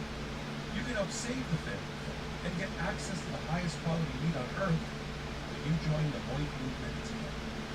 Moink delivers grass-fed and grass-finished beef and lamb, pastured pork and chicken, and sustainable wild-caught Alaskan salmon straight to your door. Moink farmers farm like our grandparents did. And as a result, Moink meat tastes like it should, because the family farm does it right. The Moink difference is a difference you can taste, and you can feel good knowing you're helping family farms stay financially independent. You choose the meat delivered in every box, like ribeyes, to chicken breasts, to pork chops, to salmon fillets, and much more. Plus, you can cancel anytime. Moink is helping save rural America. I love it, and you will too. Join the Moink movement today. Shark Tank host Kevin O'Leary called Moink's bacon the best bacon's ever tasted. And Ring Doorbell founder Jamie Siminoff, he jumped at the chance to invest in Moink. Plus, they guarantee that you'll say, oink, oink, I'm just so happy I got moinked. I know I do, and you will too. Keep American farming going by signing up at moinkbox.com/legalaf right now. And listeners of this show get free ground beef for a year. That's 1 year of the best ground beef you'll ever taste, but for only a limited time. Spelled moinkbox.com/legalaf. That's moinkbox.com/legalaf. With my active recording schedule and law practice, I can't function without a great night's sleep. And the bed's temperature in my old bed always seemed wrong. It was either too hot or too cold, but never just right, making for a terrible night's sleep. But I'm so excited to say that this episode is brought to you by 8 Sleep. There's nothing worse than tossing, turning, sweating in the night because you're uncomfortably hot or cold. The pod cover by 8 Sleep will keep you cool all night, all the way down to 55 degrees if you want to, or make you feel warmer for the fall and winter months. So you wake up fully refreshed. Pod cover by 8 Sleep fits on any bed like a fitted sheet. Pod cover will improve your sleep by automatically adjusting the temperature on each side of the bed based on your and your partner's individual needs. It can cool down and warm up and adjust based on the phases of your sleep and the environment that you are in. I love 8 Sleep. Look, we spend almost half our lives in bed, so improving our sleep routine, habits, and overall sleep quality should be a priority for everyone. I love the temperature control, and that both my wife and I can set our sides to each of our likings. I also love the gentle vibrating alarm option for each morning. I wake up feeling refreshed after a deep night's sleep, allowing me to start the day off right. 8 Sleep's technology is incredible. While temperature is the biggest game changer, the pod cover has other amazing features. For example, thanks to the pod's sleep and health tracking, you can wake up to a personalized sleep report for each morning that offers insights on how certain behaviors, like late night exercise or that cup of caffeinated tea or coffee, can impact your sleep and overall health. The pod cover by 8 Sleep truly provides the ultimate sleep experience. I've never experienced sleep like this, and the pod's cooling and heating technology has been a lifesaver. Invest in the rest you deserve with 8 Sleep Pod. Go to 8sleep.com/legalaf and save $150 on the pod cover. That's the best offer you'll find, but you must visit 8sleep.com/legalaf for the $150 off. Stay cool with 8 Sleep. Now shipping within the U.S., Canada, the UK, select countries in the EU, and Australia. We are back live on Legal AF. Let me just say this. The Moink food is incredible, and supporting American farmers while eating incredible food, I'm all for it. let me just say this about 8 sleep. It's like the greatest thing in my life. I'm just being for real. Like, I talk to people about 8 sleep all the time. I don't know what to expect when I install the 8 sleep on my bed. But when I go to bed and the 8 sleep temperature thing goes on and it like engulfs me in this like nice, cool feeling, I've never experienced anything like it. I'm just being as real with you as I can be anyway. Let's get back. I got one thing. I got one thing I thought of though, right? Because you brought up this. I love this train analogy. In fact, we're now conductors like you code and stuff. But for the audience that trends towards my age, for me, it's the neighborhood of Make Believe and the train set on Mr. Rogers. And Trump has become the shout out to King Friday the 13th because that is more like Trump every day. The guy who lives in a fantasy world made up of his own reality that has no place inside of a real world. Well, and he constantly sabotages himself. You may not notice the word sabotage. Well, comes from the practice of striking French railway workers, of cutting the sabot, the metal shoe that held together. So that's where you get the word. Did you do that during the break? I am an encyclopedia of train analogies. Let's get right. Let's get right. I didn't know where you were going to go with that. Let's get into it. A total train wreck again for Donald Trump this week. With Special Counsel Jack Smith getting key evidence from Trump's former assistant. She worked with Trump in the White House. She worked with Trump at Mar-a-Lago. And according to sources, ABC first broke the news. And I think the sources maybe are, or a lawyer, or people very close to her. She has told Special Counsel Jack Smith that Donald Trump used the classified documents as a notepad. Interestingly, when the FBI executed the search warrant back in August of 2022, they didn't find those documents. But when she returned to Mar-a-Lago, she saw those documents underneath her desk. So I'm not sure if the FBI was kind of testing them, leaving some documents, or if the FBI just missed it. But apparently she reached out to the FBI immediately and said, hey, I've got these classified documents that Trump would write notes on. So we learned that. And also, according to sources, Donald Trump told her, you don't know anything about foxes. In the ABC article, they're like, we don't know what that means. We all know what that means. Let's be careful. How big is this? This could be the equivalent of Cassidy Hutchinson blowing things wide open about Jan 6, Oval Office, Mark Meadows, Secret Service with Donald Trump. It's that thing. Molly Michaels is, unlike others, is an unimpeachable witness. She is, and I think it's not just Molly Michaels about Mar-a-Lago and the texting and the pictures exchanged between her and Walt Nauta, we'll talk about next, and the note-taking that Donald Trump had, and then someone hid under her desk organizer that she then found and gave quickly to the FBI after their summer execution search warrant. She is also the gatekeeper in the White House when she was the executive assistant. She was the head secretary or executive assistant that nobody was supposed to get by her to get to see the president. On Jan 6th, she was out for the day. What a day for her to run personal errands.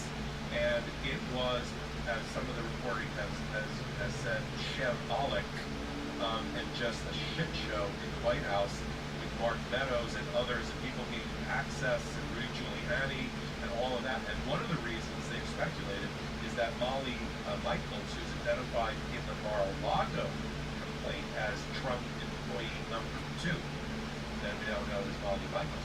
But she, and now that we know that she's cooperating with Jack Smith, she ain't just cooperating in Mar-a-Lago. She's cooperating on all the run-up to Jan 6th, all the November and December major events that she was a witness for, that she'll be a witness for the prosecution, and a witness to history. And she is, I mean, Donald Trump can go attack Cassidy Hutchinson. I barely knew her, don't know who she is. Molly Michael was his right-hand assistant over at the White House who followed him to Mar-a-Lago and, not coincidentally, is no longer in the employment of one Donald Trump. And so when we saw them listed in the indictment, you and I were unpacking the indictment in Mar-a-Lago, and we saw what was Haley Harrison, who was Trump employee number one, who currently still works for Melania. And then we saw Molly Michael. We were like, you and I did a hot take on it about Molly Michael. Remember that name because she knows so much and has been a fly on so many walls involving the things that matter to Jack Smith. And if they get her to flip, look out. And the flipping is, I don't know about flipping. I mean, she was never going to be indicted. It was just whether she was going to cooperate or not.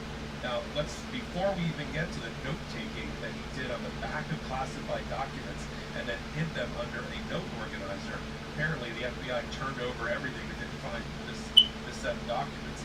Even before that, Molly Michael, told, and of course the government has these texts, said that she was texting and speaking regularly to Walt Nauta to both move boxes in and around the White House, Mar-a-Lago, and get them up to the personal quarters of Donald Trump for his personal use. Remember, Jack Smith has to have evidence that puts Donald Trump with his hands in the boxes, the 90 or so boxes, and making decisions for himself about which boxes and documents go to the National Archive, which boxes and documents get reviewed by his own lawyer, Evan Corcoran, and which don't. And Molly Michaels does that for him because the government never got Walt Nauta to cooperate. So not only is there texting between the two of them, in which there's one text in particular, I can't remember if it was reproduced in the indictment or not, but it's certainly been mentioned in the reporting.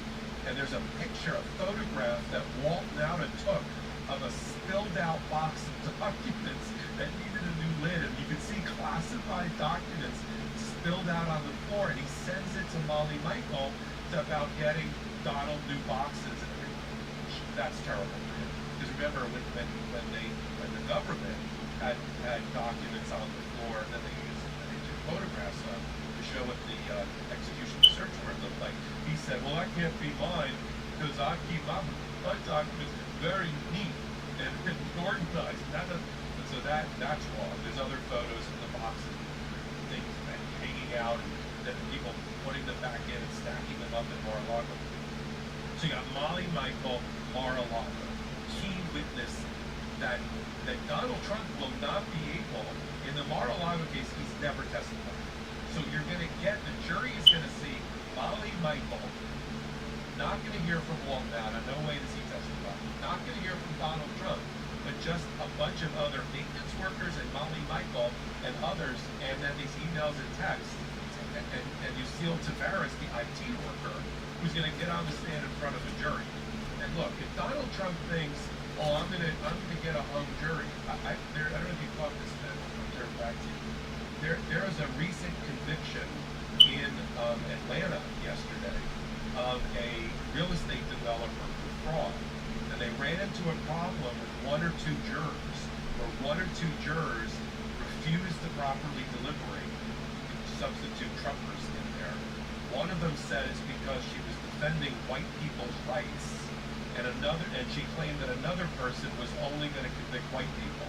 The judge held a hearing, interviewed the jurors, dismissed the jurors, and the remaining jurors convicted that real estate developer.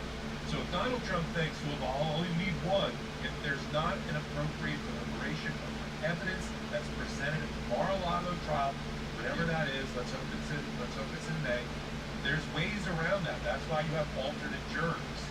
Molly Michaels should now keep, he's not already up at night, Donald Trump up at night because he has no way to go after her other than through cross-examination, and she is about as big of a saint in his world as possible.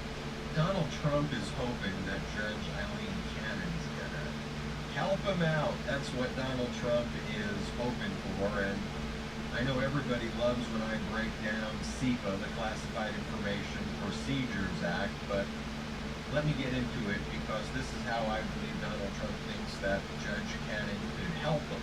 So CIPA, Classified Information Procedures Act, deals with how do you handle documents how do you handle classified documents in cases where there's discovery obligations and you're supposed to produce documents, records, and cases are supposed to be open to the public? So SEPA basically says, in addition to just regular confidential business records, which are often afforded confidential status and are handled a certain way, classified documents, which are often the fruits of a crime in a case involving, that have to be handled very sensitively. And there's pretty much a standard procedure. It's the Classified Information Procedures Act, a protective order pursuant to Section 3 of SEPA, Classified Information Procedures Act, which governs all of that. The appointment of somebody called a CISO, a Classified Information Security Officer, literally someone who works as like a, almost like an independent monitor or a aide to the judge who has a security clearance, who works and holds these documents throughout the case and literally shuttles documents if they have to be filed in court to make sure that they're protected. The documents have to be viewed in SCIFs, sensitive compartmented information facilities. You all remember when Donald Trump wanted a SCIF to be built at Mar-a-Lago. Well, for now at least, Judge Cannon rejected that concept. But Jack Smith asked for the SEPA procedures, the protective order that should be entered forthwith, to happen back in June. Jack Smith's like, I'm ready to go. And the first thing that had to happen was Donald Trump's lawyers had to get a limited security clearance for purposes of being able to even be on the case. It took them a few weeks to even fill out the forms, pretty basic forms for them to file. And then Judge Cannon would strike documents that Jack Smith would file under seal. Judge Cannon also mistakenly scheduled the SEPA hearing to take place on August 25th in public. The whole Classified Information Procedures Act hearings in public, she then realized the mistake, had to continue it to happen under seal, which is the processes and procedures under SEPA. Then that hearing happened on September 12th. And then last week, or in the past 10 days or so, on September 13th, she finally entered the SEPA protective order. So mind you, from June to September 13th, she did nothing. This was the easiest thing to enter. Compare that to what Judge Chutkan, the federal judge presiding over the Washington, D.C. case for Donald Trump's attempt to overthrow the free and fair election of 2020 does, how she runs that courtroom efficiently, and things get filed right away, and things get ruled on right away. Judge Cannon waited months and months and months. So then here comes Donald Trump, files this motion on Friday, refers to it as President Donald J. Trump's motion for a revised schedule for motions to compel a SEPA Section 4 litigation. Also, you're not the president anymore. If you want to say former president, that's fine. You are not the president anymore. It's not a title that should be used on these cases. You are a criminal defendant. It should say defendant Donald J. Trump's motion for a revised schedule order. But in this motion, Donald Trump blames Jack Smith. It says Jack Smith said that he was ready to go and that he would have these documents back in June. But now we don't even have a lot of these documents. And what is ignored, number one, is that the reason this all happened was because Judge Cannon didn't rule on the SEPA protective order, so those classified documents cannot be turned over. Also, what Donald Trump saying in this motion is also false. Jack Smith has turned over all of the classified documents. They have to be viewed in a SCIF. Donald Trump doesn't just get to have them, but there are certain documents, probably the ones, if I had to guess, I don't know because it's not in this motion, that relate to the nuclear secrets and the war plans that Jack Smith does not want to turn over to Donald Trump's lawyers because Donald Trump will use them for bad conduct is probably the fear. But there is a process and procedure in Classified Information Procedure Act cases where the prosecutor's office, when a situation like this emerges, it's not improper to withhold the document. You could petition the judge on it's called an ex parte basis. go just to the judge on your own without even the other side there. You say, Judge, here's the document, here's our concern in even making this available to the defendant in a skiff. We want to provide a summary under your guidance, Judge, in lieu of actually producing the document. And that's called a Section 4 SEPA procedure. I know you love getting into the weeds of SEPA. So if you go to 18A U.S. Code Section 4 of SEPA, discovery of classified information by defendants, it sets forth this ex parte procedure. It says the court, upon a sufficient showing, may authorize the United States to delete specified items of classified information from documents to be made available to the defendant to discovery under the normal federal rules of criminal procedure, to substitute in its place a summary of the information for such classified documents, or to substitute statements admitting relevant facts that the classified information would tend to prove. The court may, in the form of a written statement to be inspected by the court in an ex parte hearing, order this relief to take place. So it contemplates an ex parte hearing at all. And because I guess Donald Trump's lawyers don't read the statute or expect Judge Cannon to make more mistakes, they act like this ex parte procedure under Section 4 is somehow novel and unique, and they whine about Jackson that he's withholding documents, he's not turning it over. First and foremost, Jack Smith couldn't do anything until September 13th. He was waiting on Judge Cannon, and then in the intervening 11 or 12 days or so, Jack Smith did make available certain documents, and the other, Jack Smith's availing the normal procedure under 18A U.S. Code Section 4 of SEPA. But at the heart of what Donald Trump is trying to do here is delay, delay, delay. Because as you look through the motion, Donald Trump wants all of this briefing now relating to SEPA to take place through January 19th, 2024, instead of October 10th, I believe, is when the other date would be. So Donald Trump doesn't ask for a delay of trial here, but by asking for a delay of briefing on the issues of discovery and SEPA-related discovery to January of 2024, Trump is hoping to push back the trial date. This is the first step in trying to sneak in. That's your in-the-weeds SEPA review right now. That exhaustive description of SEPA proves another point. Donald Trump has taken the bait. Mar-a-Lago is not the case he should be worried about. And he continues to do battle with Jack Smith as Jack Smith takes Mar-a-Lago witnesses like Molly Michaels and converts them into witnesses to help them in the main case in front of Judge Chuck. So it's almost like watching a boxer. Muhammad Ali was famous for this.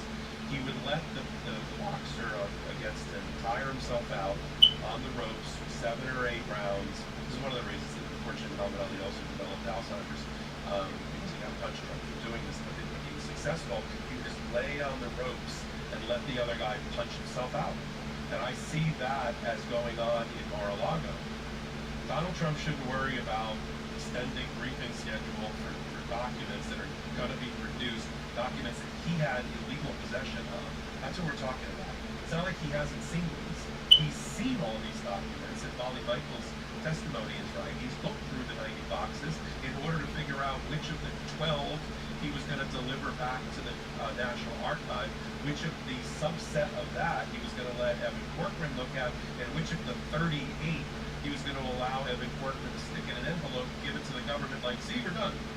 So all of that is going on, and this whole charade of let's get into the weeds about SEPA, do federal briefings while Judge Check-In chugs along and has already established her SEPA procedure for the bigger case is, again, I just see them using this case, the government, as the stalking horse, tiring out an under-resourced and undermanned and overmatched legal team for Donald Trump. I can't make this point any clearer than I have on this particular podcast or other things. The entire legal team for Donald Trump, in Florida consists of 4 people plus a paralegal. That's it. Each firm, John Morrow's firm is like 2 people, and the firm for, it's not even Keiss, it's Todd Blanche, is another couple of people. That's it. Against the United States of America Department of Justice. All right? So, they're outmatched. And every moment that Jack Smith gets them tied up, or they tie themselves up, which is what they're doing in CEPA, and wasting time briefing and doing and appearing and arguing, is one less moment, one less lawyer hour that they can devote on the other cases, including money notices.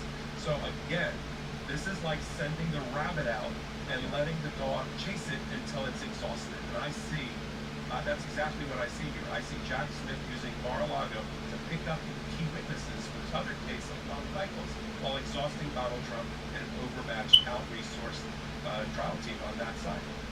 In many ways, the fact that Judge Cannon is so incompetent actually helps Jack Smith with that kind of smoke screen that's being created there, right? Knowing that Donald Trump has tunnel vision and he is so focused on these proceedings and he thinks he has a friendly judge in Judge Cannon, which he probably does, but there's kind of, you know, as you kind of put pressure on that flank, and that's where Trump is so focused on, Jack Smith's team's getting ready for the big one. The biggest one of them all is the March 2024 trial for Trump's attempt to overthrow the free and fair election. I think that's a great point. We've got a lot more show.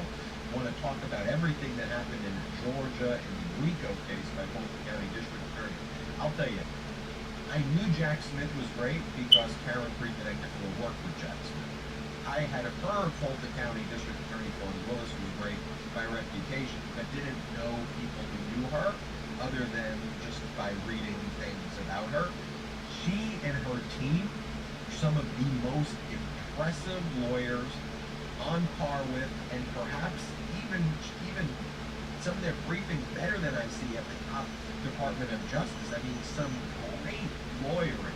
And I'm talking about not just the briefing, not just the writing, but the cross-examinations that I'm seeing, and like demolishing these co-defendants who take the stands. It is a sight to behold. Also want to remind everybody, if you want to support the Midas Touch Network, don't forget to check out patreon.com/MidasTouch, patreon.com/MidasTouch, MeidasTouch.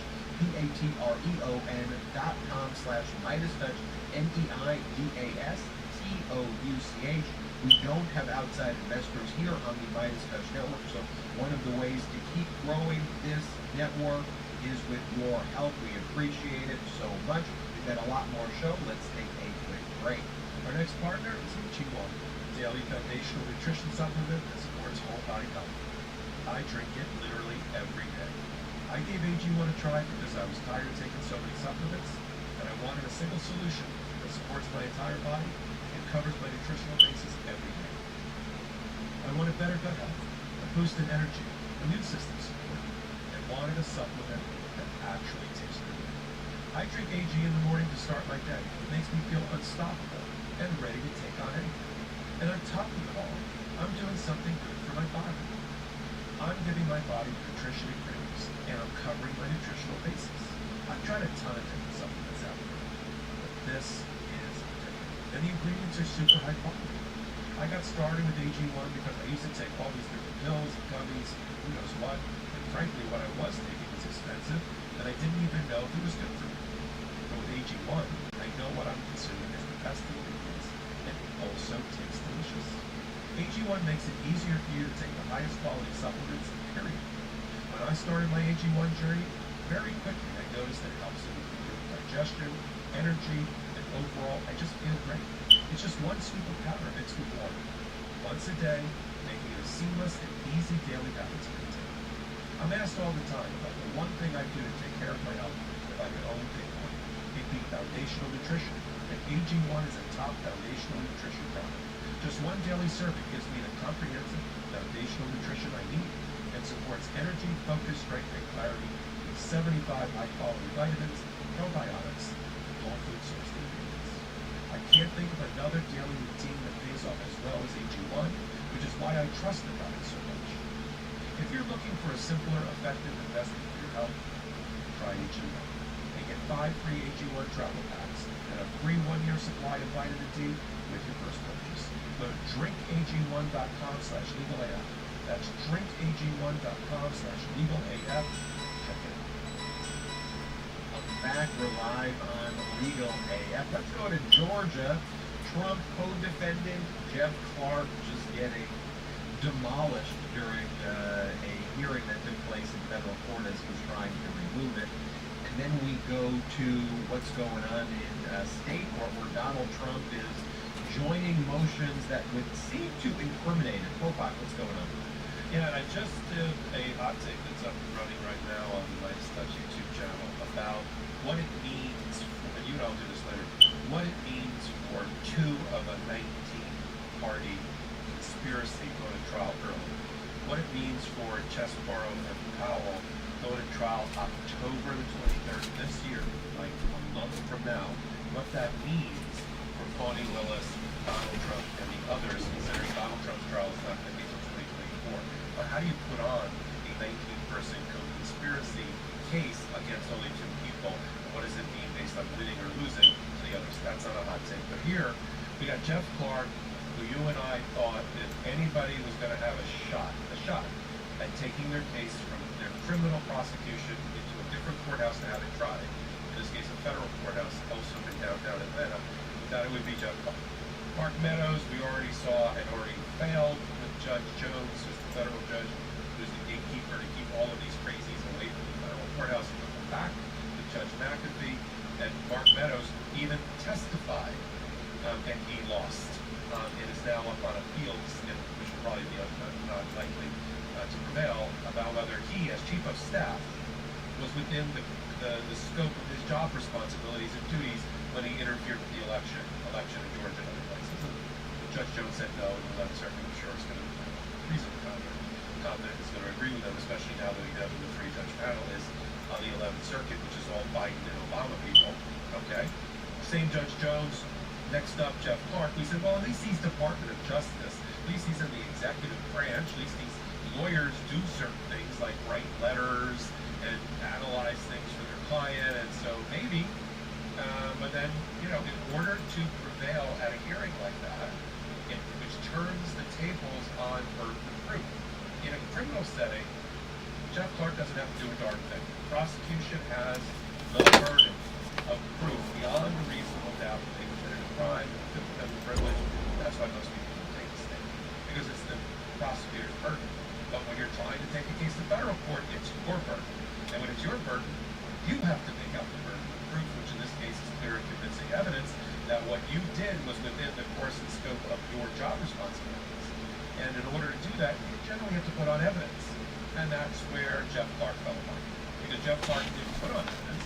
Jeff Clark sent in 2 affidavits, which are sworn testimony on a piece of paper under oath, but it doesn't allow the other side to cross-examine it, and it's generally not accepted at an evidentiary hearing. And he sent in one from what I assume was some sort of expert on what his job responsibilities were for the Department of Justice, and they went and get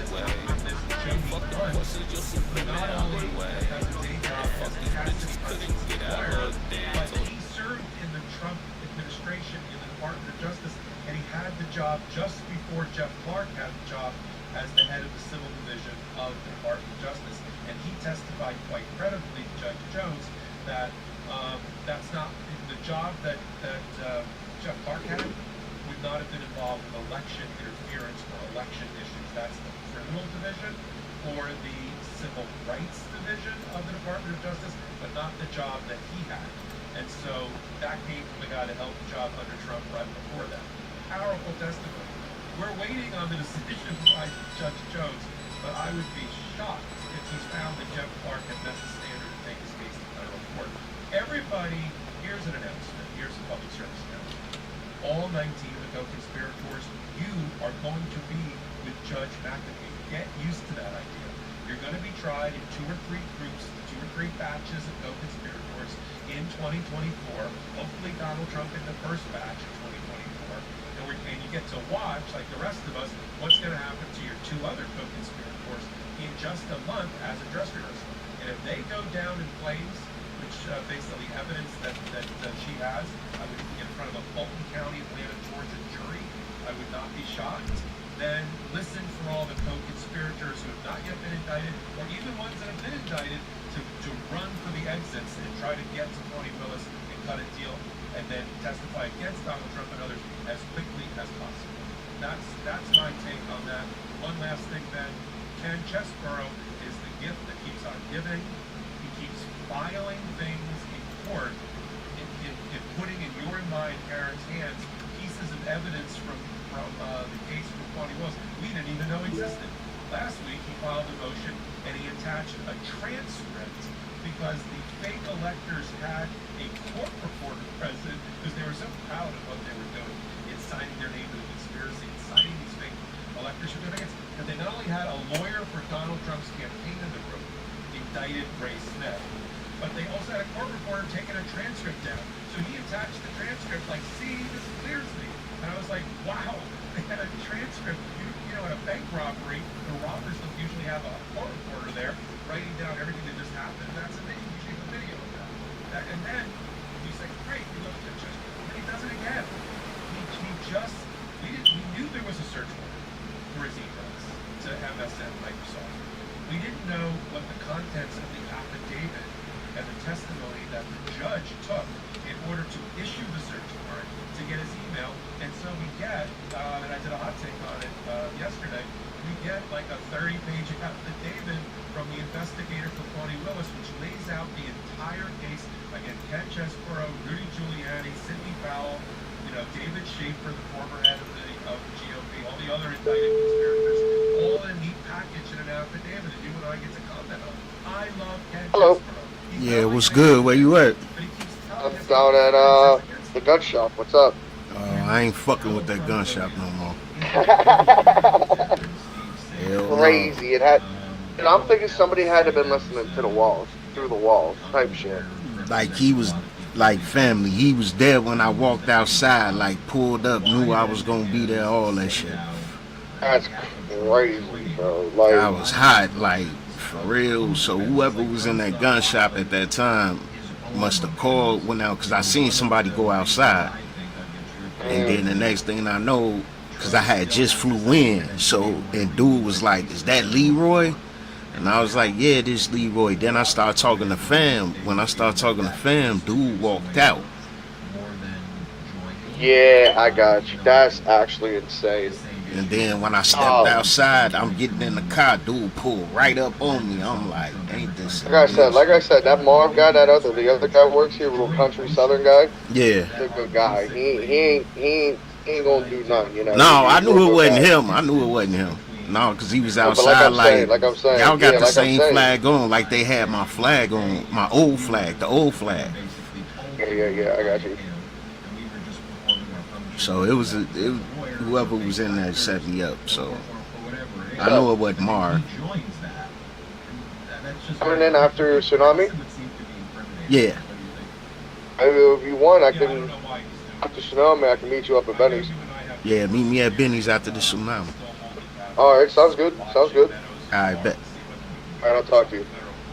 But watching Steve Jones in action, the judge, I don't know why he wanted to be in front of federal Judge Jones, other than the delay part, and he's already gotten the delay part because Judge McAfee said, I can't logistically try 19 people at one table, and I'm not going to do it.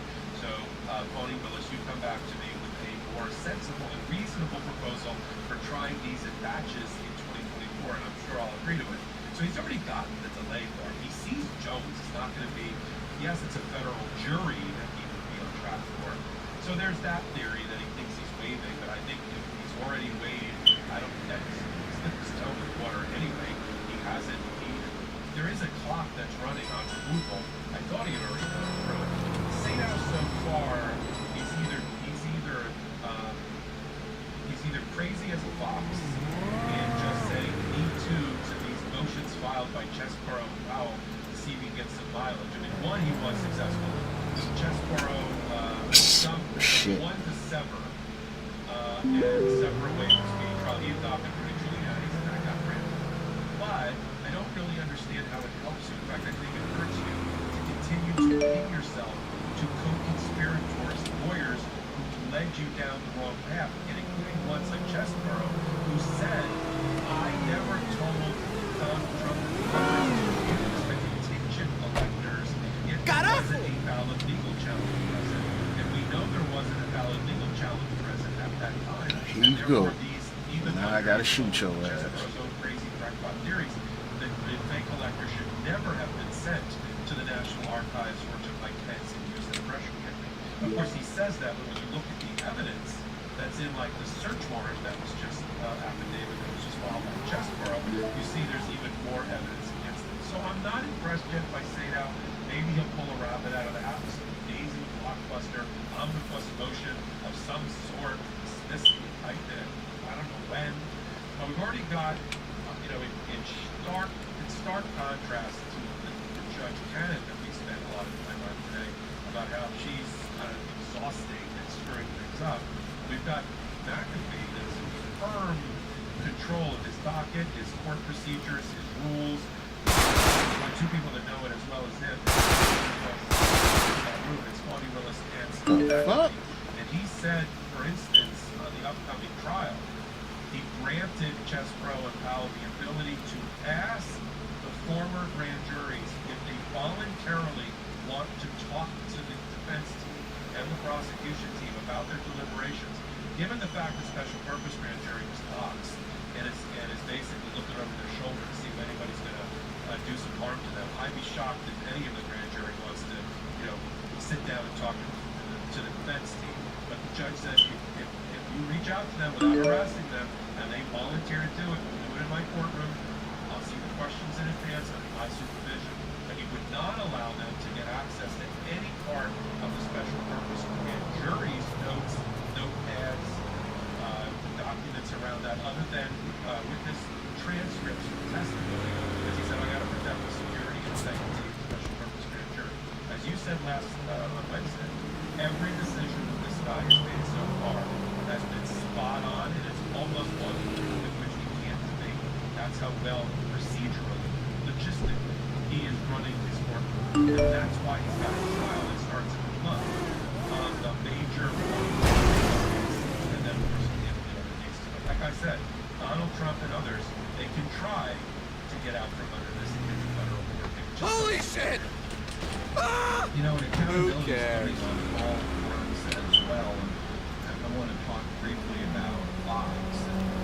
They thought that their $787.5 million settlement to Medium was the end of it. Well, they got about the device now from the down balance.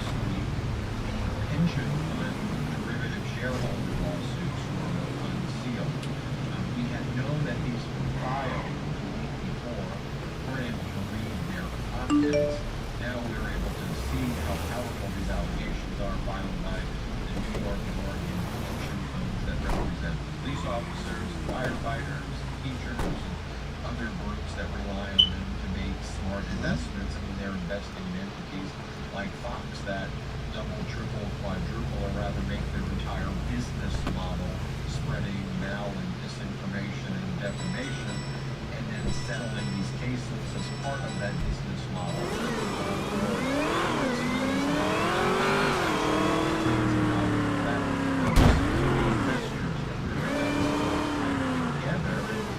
Real-world impact on people who invest in companies, respect board of directors, who act as fiduciaries. So Rupert Murdoch let the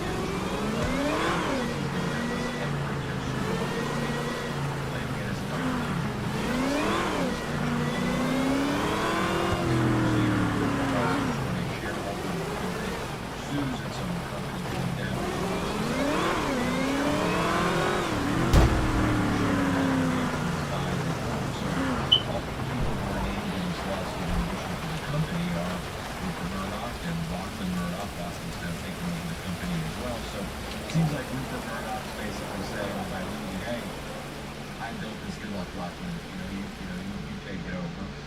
But there's multiple of these pension fund lawsuits. There's the New York pension fund and Oregon fund.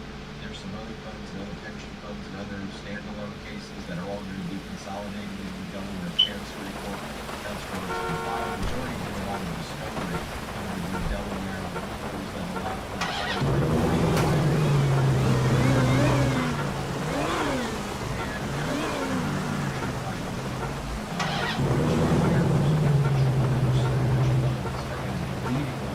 What the hell?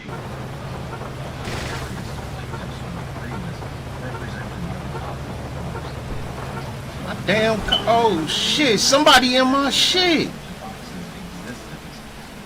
Oh wow.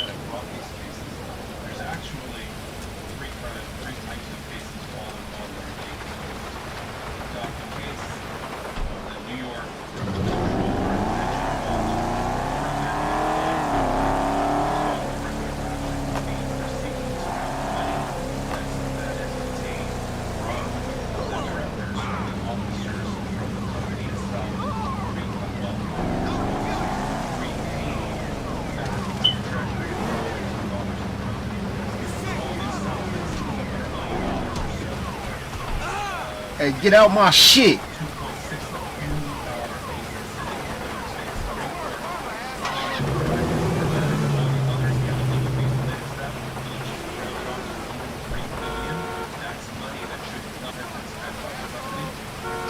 Hey, get out my car.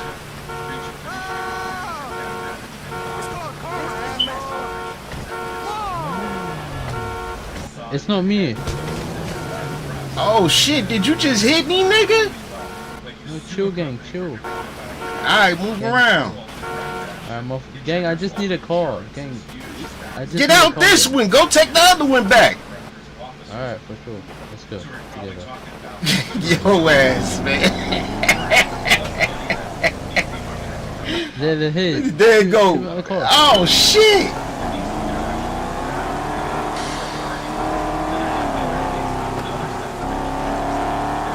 Oh yeah, this car is kind of tough. Yeah, that's why I ain't letting you take it. Yo, kill them, bro. Get in your car. I know. Let me. Holy shit! Yo! Oh! Get that, bro. Get it. Outfit too.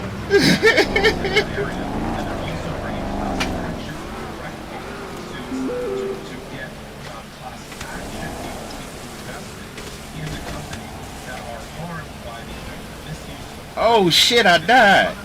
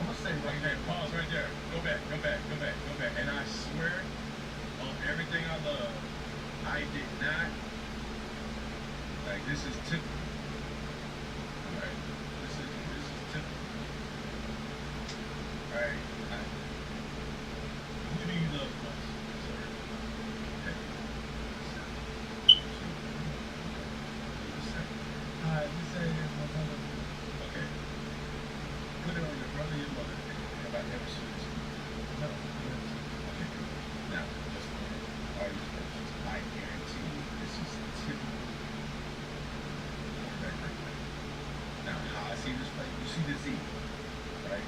The Z is the man-to-man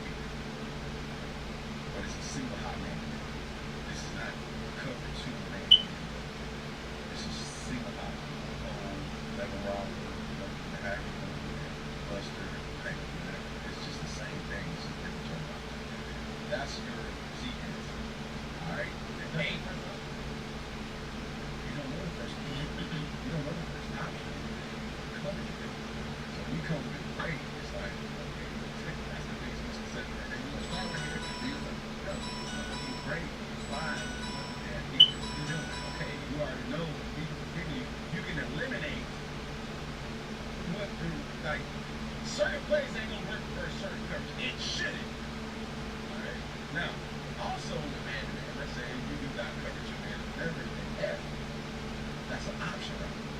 That's where you go. That's where you have a guy like Devontae Adams, you would have a guy like Cooper Kupp, you would have a guy like Christian McCaffrey. You know, a lot of wiggle, you know what I'm saying, shiftiness, boom. You can't cover a man to man. Let me tell you, man, How do you ever see the key out? You just break it up and give it up. How do they pick it up? typical rule, if the leverage is inside, so if he's outside leverage, I'm going to break inside.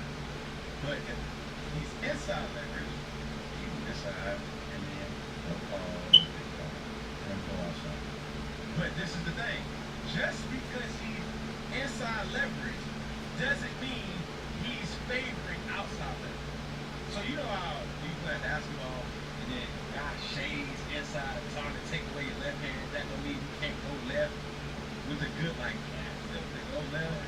So that's what option routes do. Like you're running option route, even though he's shaded right here, you can add to the right if he go over it and then that's all about chemistry.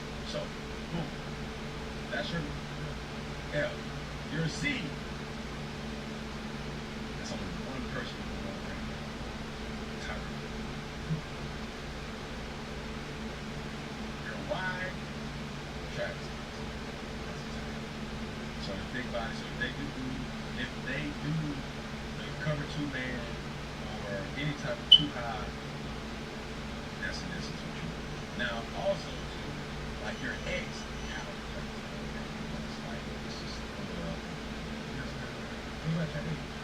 H, that's a dummy route. But if you do get like cover three, soft, because it's an empty check. So defenses have empty checks that it's a fail safe. We're gonna like as soon as we see empty, if they motion to empty, we're gonna get into like okay, it's gonna be a quarters, or it's gonna be cover three, or we're gonna do Tampa with a P drop. So that's 8 droppers in coverage rather than just 7 droppers. So if they have an empty check where it's like, okay, I see quarters or I see man-to-man, all right, boom, they check to the empty check. I can't panic as a quarterback, then I'm going to just get to a fail safe and then I think it's right there. Some category safe on Barkley, Swift, somebody out there. Yeah, that's the 8, that's right. So, but somebody who can catch. So let's play back. Listen to the players that you said. So X, you said Moss, Calvin Johnson. But that also, so this X and F combination right here, that's still a cover 2 beater too. But the X has to take it outside release. The inside guy has to be patient with the liquid defender or that little curl thing. And there's going to be like you got to hit him for a smart quarterback. No, he gonna jump at him. But it just comes to watching.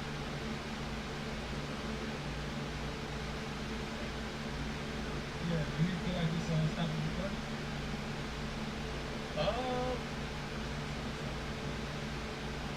I think something. It's a definite coverage identifier. And football is taught me that. So anytime you have an H outside, teach us football. Come on now. If it's man-to-man and Christian McCaffrey, Saquon Barkley, those guys are outside. If it's man-to-man, who would be outside? Give me outside. Right? So I break it up. Christian McCaffrey goes out there. I see your number 22 goes out there. Number 22, number 32. What numbers are those? You see, or a quarterback. See what I'm saying? You see a quarterback go outside to cover Christian McCaffrey, is that man or zone? No, that's zone. That's zone. That's man. Or if a linebacker goes out there, or a strong safety, he can strong safety.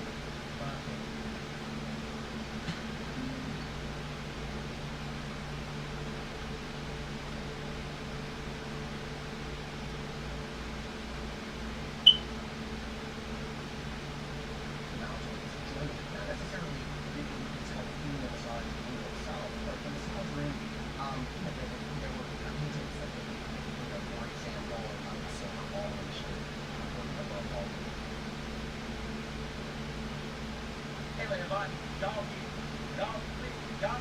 out. That driver so happen that don't take his driver they for a regular Mack truck, not no bulletproof truck. So when they got in that car, like they what they gonna do? You see when they got caught in the car, they pulled up. I know that's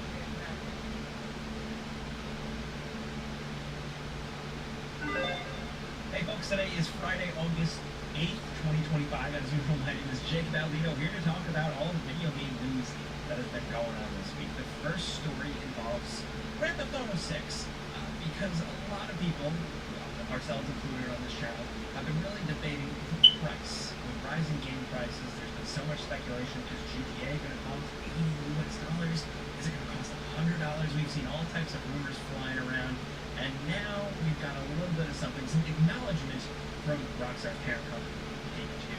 So during an earnings call,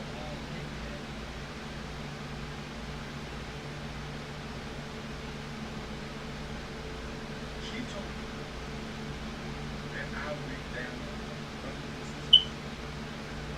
I'm going to take a lot of time.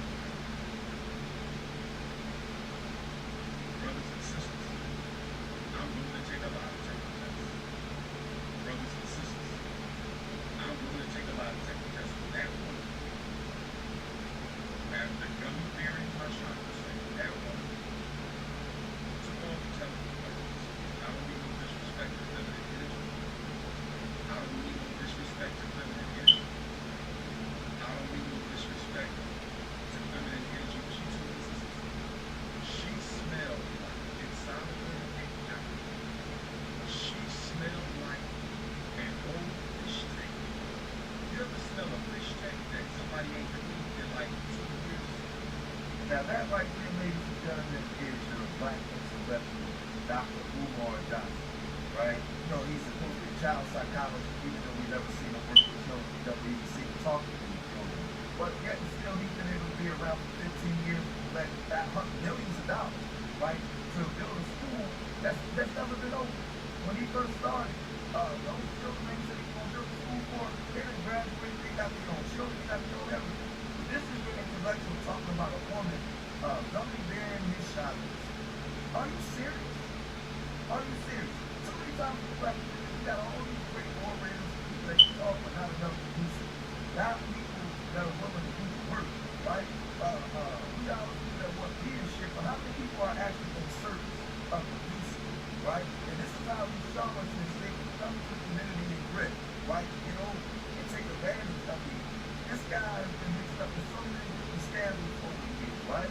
But this woman now, Savannah Stone, right? The one that he said, Savannah Stone, the one that he said, gummy bear for Chicago, right? She went to Tasha K, talking about the K. To basically break down and explain her experience dealing with Umar Johnson. Check this out. Okay, so the conversation's about the mother. What did he tell you about his mom? So he was telling me that he fell out of night with the ABC and he asked me,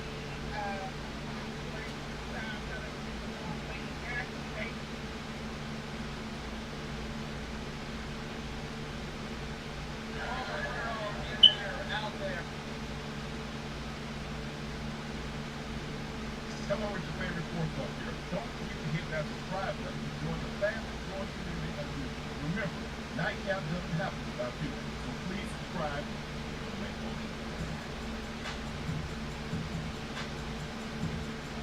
Shador said all the right things last night as he has expected.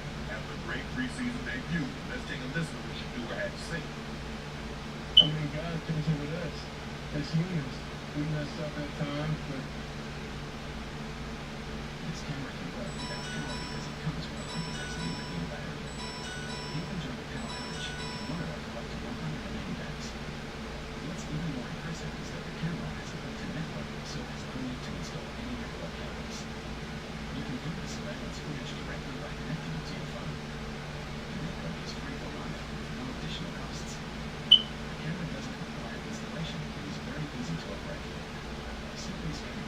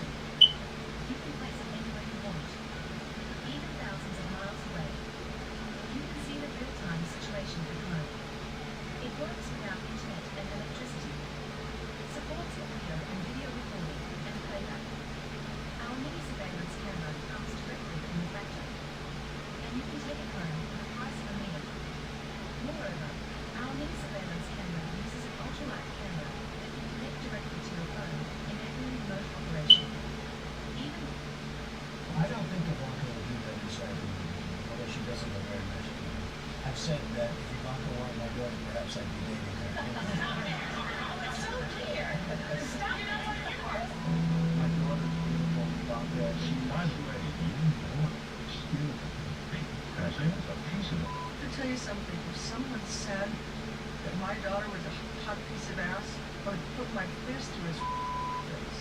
You can call it creepy humor. You can call it bad parenting.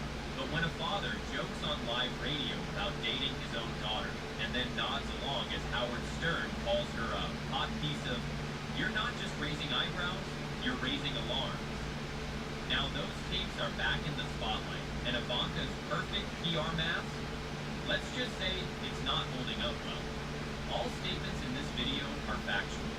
Stay with me, because the part they didn't want you to hear is coming.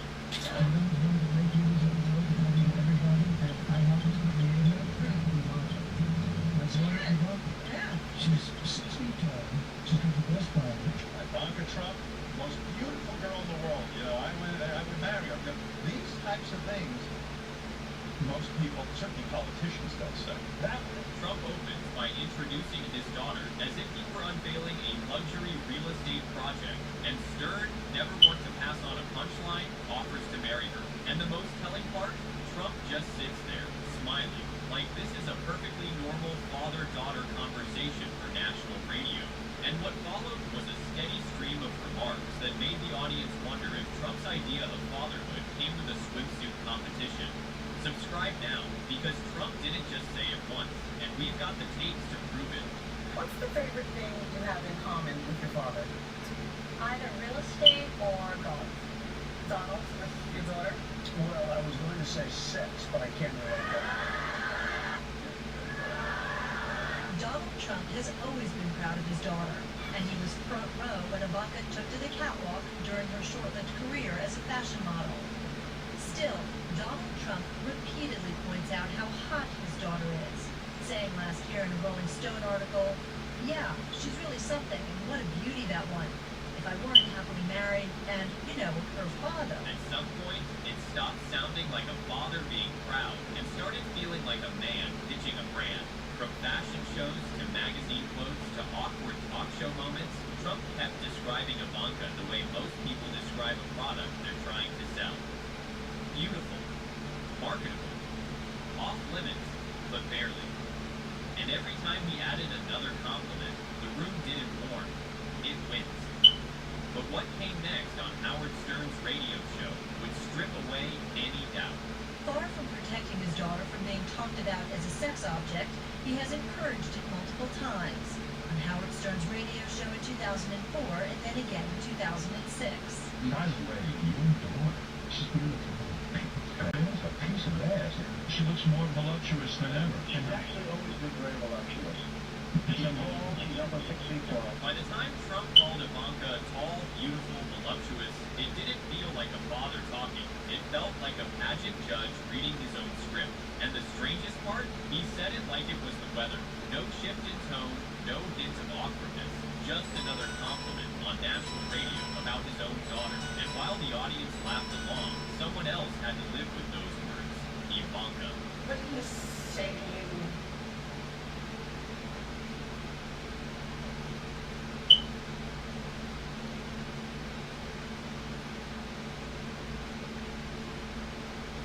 If I get in collision with a guy, it don't have to be matching. It can be just smoke. But the fact of the matter is, if you got the A virus, it'll be hard for me to play as hard as I'm capable of playing. And people can't respect my... You guys ready to worship? The most powerful part of that worship experience, it was great. A decision, that's tough. The only thing I got to say is, if you have the virus, I think this is definitely no place to be on a basketball court. I think our sport, considering we don't work half and nothing like that, I think our sport's the most physical that's out there. And I think what I did was really say something that a lot of other guys were thinking about it. And a lot of guys probably say things just talking. But when it comes down to something serious like this, they don't have any comment on it. But I just said something that a lot of guys wanted to say, and I said, What's going on there, guys? We're back. Just wanted to show those clips to show how Carl Malone was responding to Magic Johnson, how he had contracted the HIV virus. But also, I couldn't find the clip. I really wanted to show that in this video, though, where he was criticizing Allen Iverson and some of the younger guys that were in the league at the time about being out, experiencing the nightlife and different things. And the reason I want to show that is because comments we're seeing of Karl Malone while he's in the NBA, he had a 13-year-old with a child the entire time. And so for you to come out and speak on the moral high ground, I think it's a bit ridiculous. We're going to get to it. I'm going to show you what Pat Bell said, and I'm going to be back to it. What do you think about when Karl Malone gets included on teams like this? I like it. I mean, I think he's top 20 players for club. Who do you think Karl Malone is? What about his off the court stuff? You know, does that factor in at all? I really don't know a lot off the court stuff about Karl Malone. He got a 13-year-old pregnant.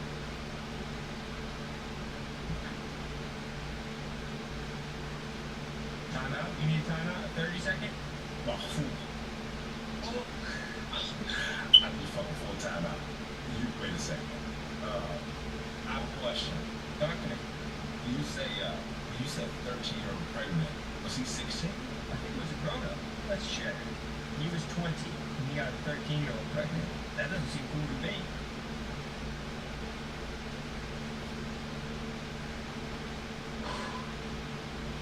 Wow. The kid did go on to go to the, I think the NFL. Demetrius Bell is his name. But ever since Karl Malone wasn't in his life at all. And he said he treats it like his mom went to the sperm bank.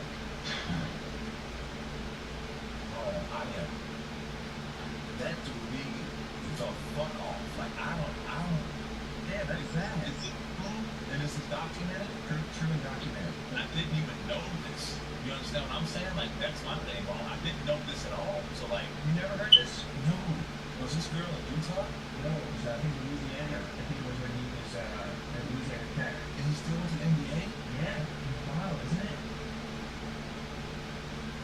Now, before I go all the way in on Karl Malone, at the time when Magic Johnson had contracted the virus, it was like a death sentence.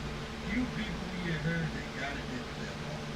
You think it's 6 months to a year back in that time, you know, that it would progress quickly and, you know, you would be gone.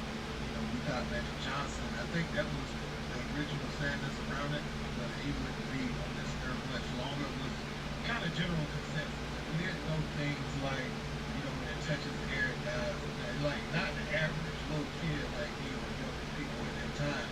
You know, we thought he got cut and went to an open road or whatever, and, you know, that you could catch it out there on the court, so that was the play.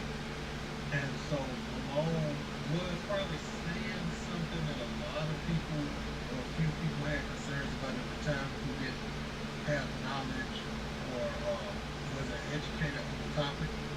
But also, you know, the thing he said about AI and nightlife, I find it interesting because of these things coming out with Karl Malone and that young lady.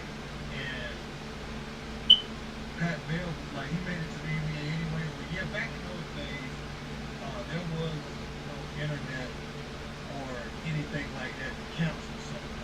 You know, it was tough to even get into main media outlets because people in power, people with authority, the people wanted the stories and the interviews from them. So sometimes you wouldn't have your story taken serious, or major media outlets wouldn't entertain you. Having that father figure and to be able to see things from a different perspective, being able to look at it for what it is, that's where I'm at in life right now. Well, I'll say this, you know, the older I get, I'll be almost 60, and I work to try to be the best of me every day, and I fall short 80% of the time in the day.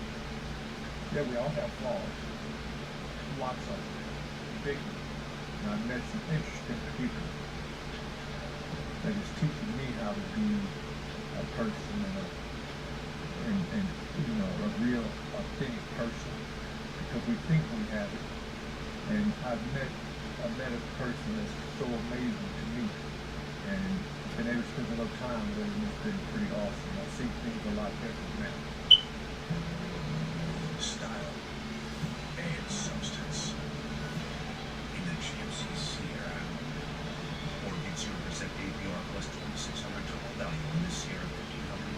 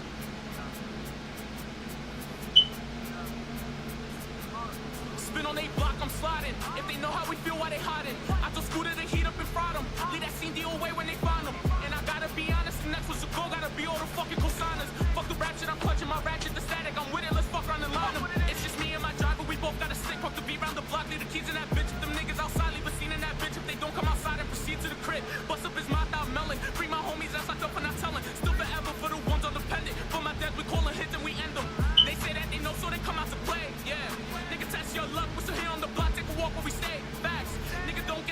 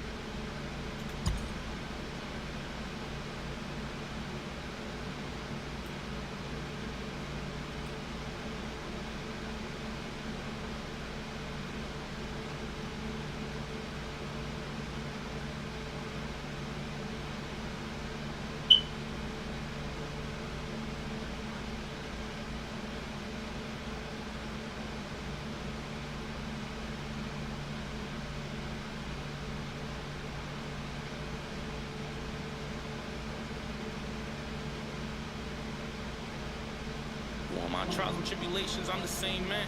Listen to the code, cause in the streets they change the game plan. Cop the 42, and I got the gold, I let her for the gang. I see my brothers, then I smile and say amen. That's cause we lost a lot. Watch the rate rise up soon as we get the drop. Jakes know how we rockin', got them nervous, now the block is hot. Chillin' in this parking lot, we checkin' if he's parked or not. Snow will hit him up and leave him leaking in this parking spot. Riding through my town in need of vengeance. They took my little homie from me, nigga, I need severance. Ain't no need to reach for shit, I'm spinning with this ratchet on my lap. I'm tryna stretch somebody out and making me the reverend. I guess that's murder on my mind, I'm talking son of Sam. For my side, I'd rather die before I ever take a stand. Coming where I'm from, I watch the rats come from inside. You be so blind and come to find the one that's chatting than your own man's. And that's just fucking facts, you say this shit's relatable. Had to stray away because my dream was to get paid in full. Trying to make this rap shit work, I'm taking change, I'm taking shorts. The city just like me, I gotta say that that's debatable. Kinda feeling capable, like shit ain't what I plan to be. Trying to see a band of verse, I gotta feed my family. Ain't get shot or not, I guess this shit is what was planned for me. This drink I'm on keeps slurring on my words, I'm in.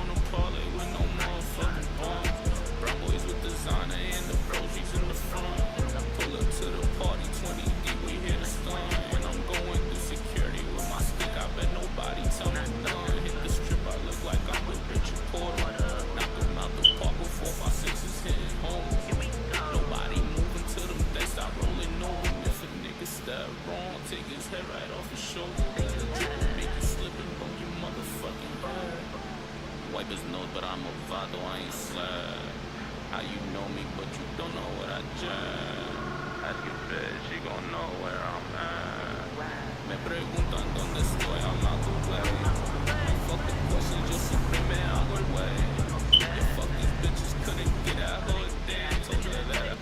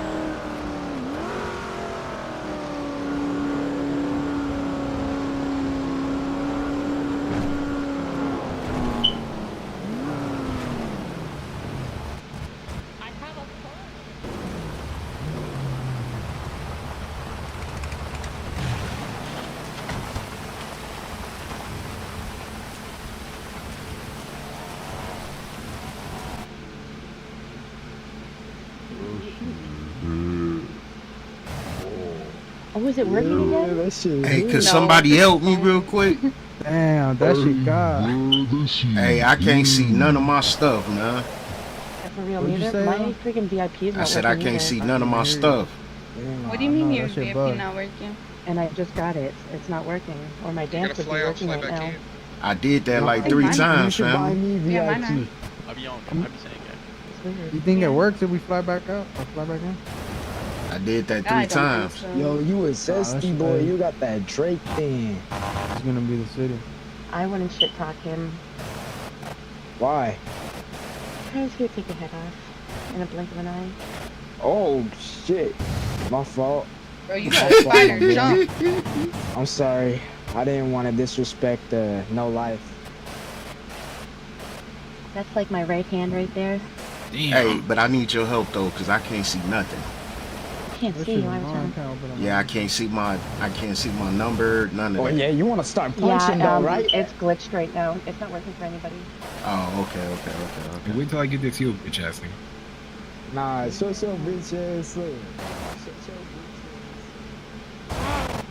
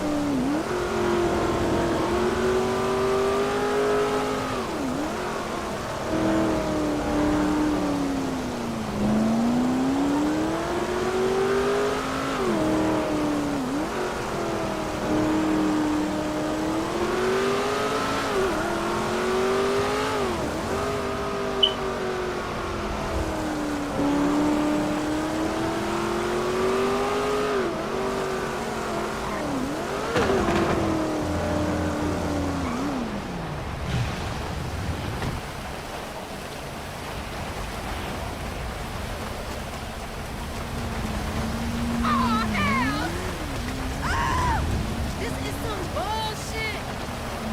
Fucking square.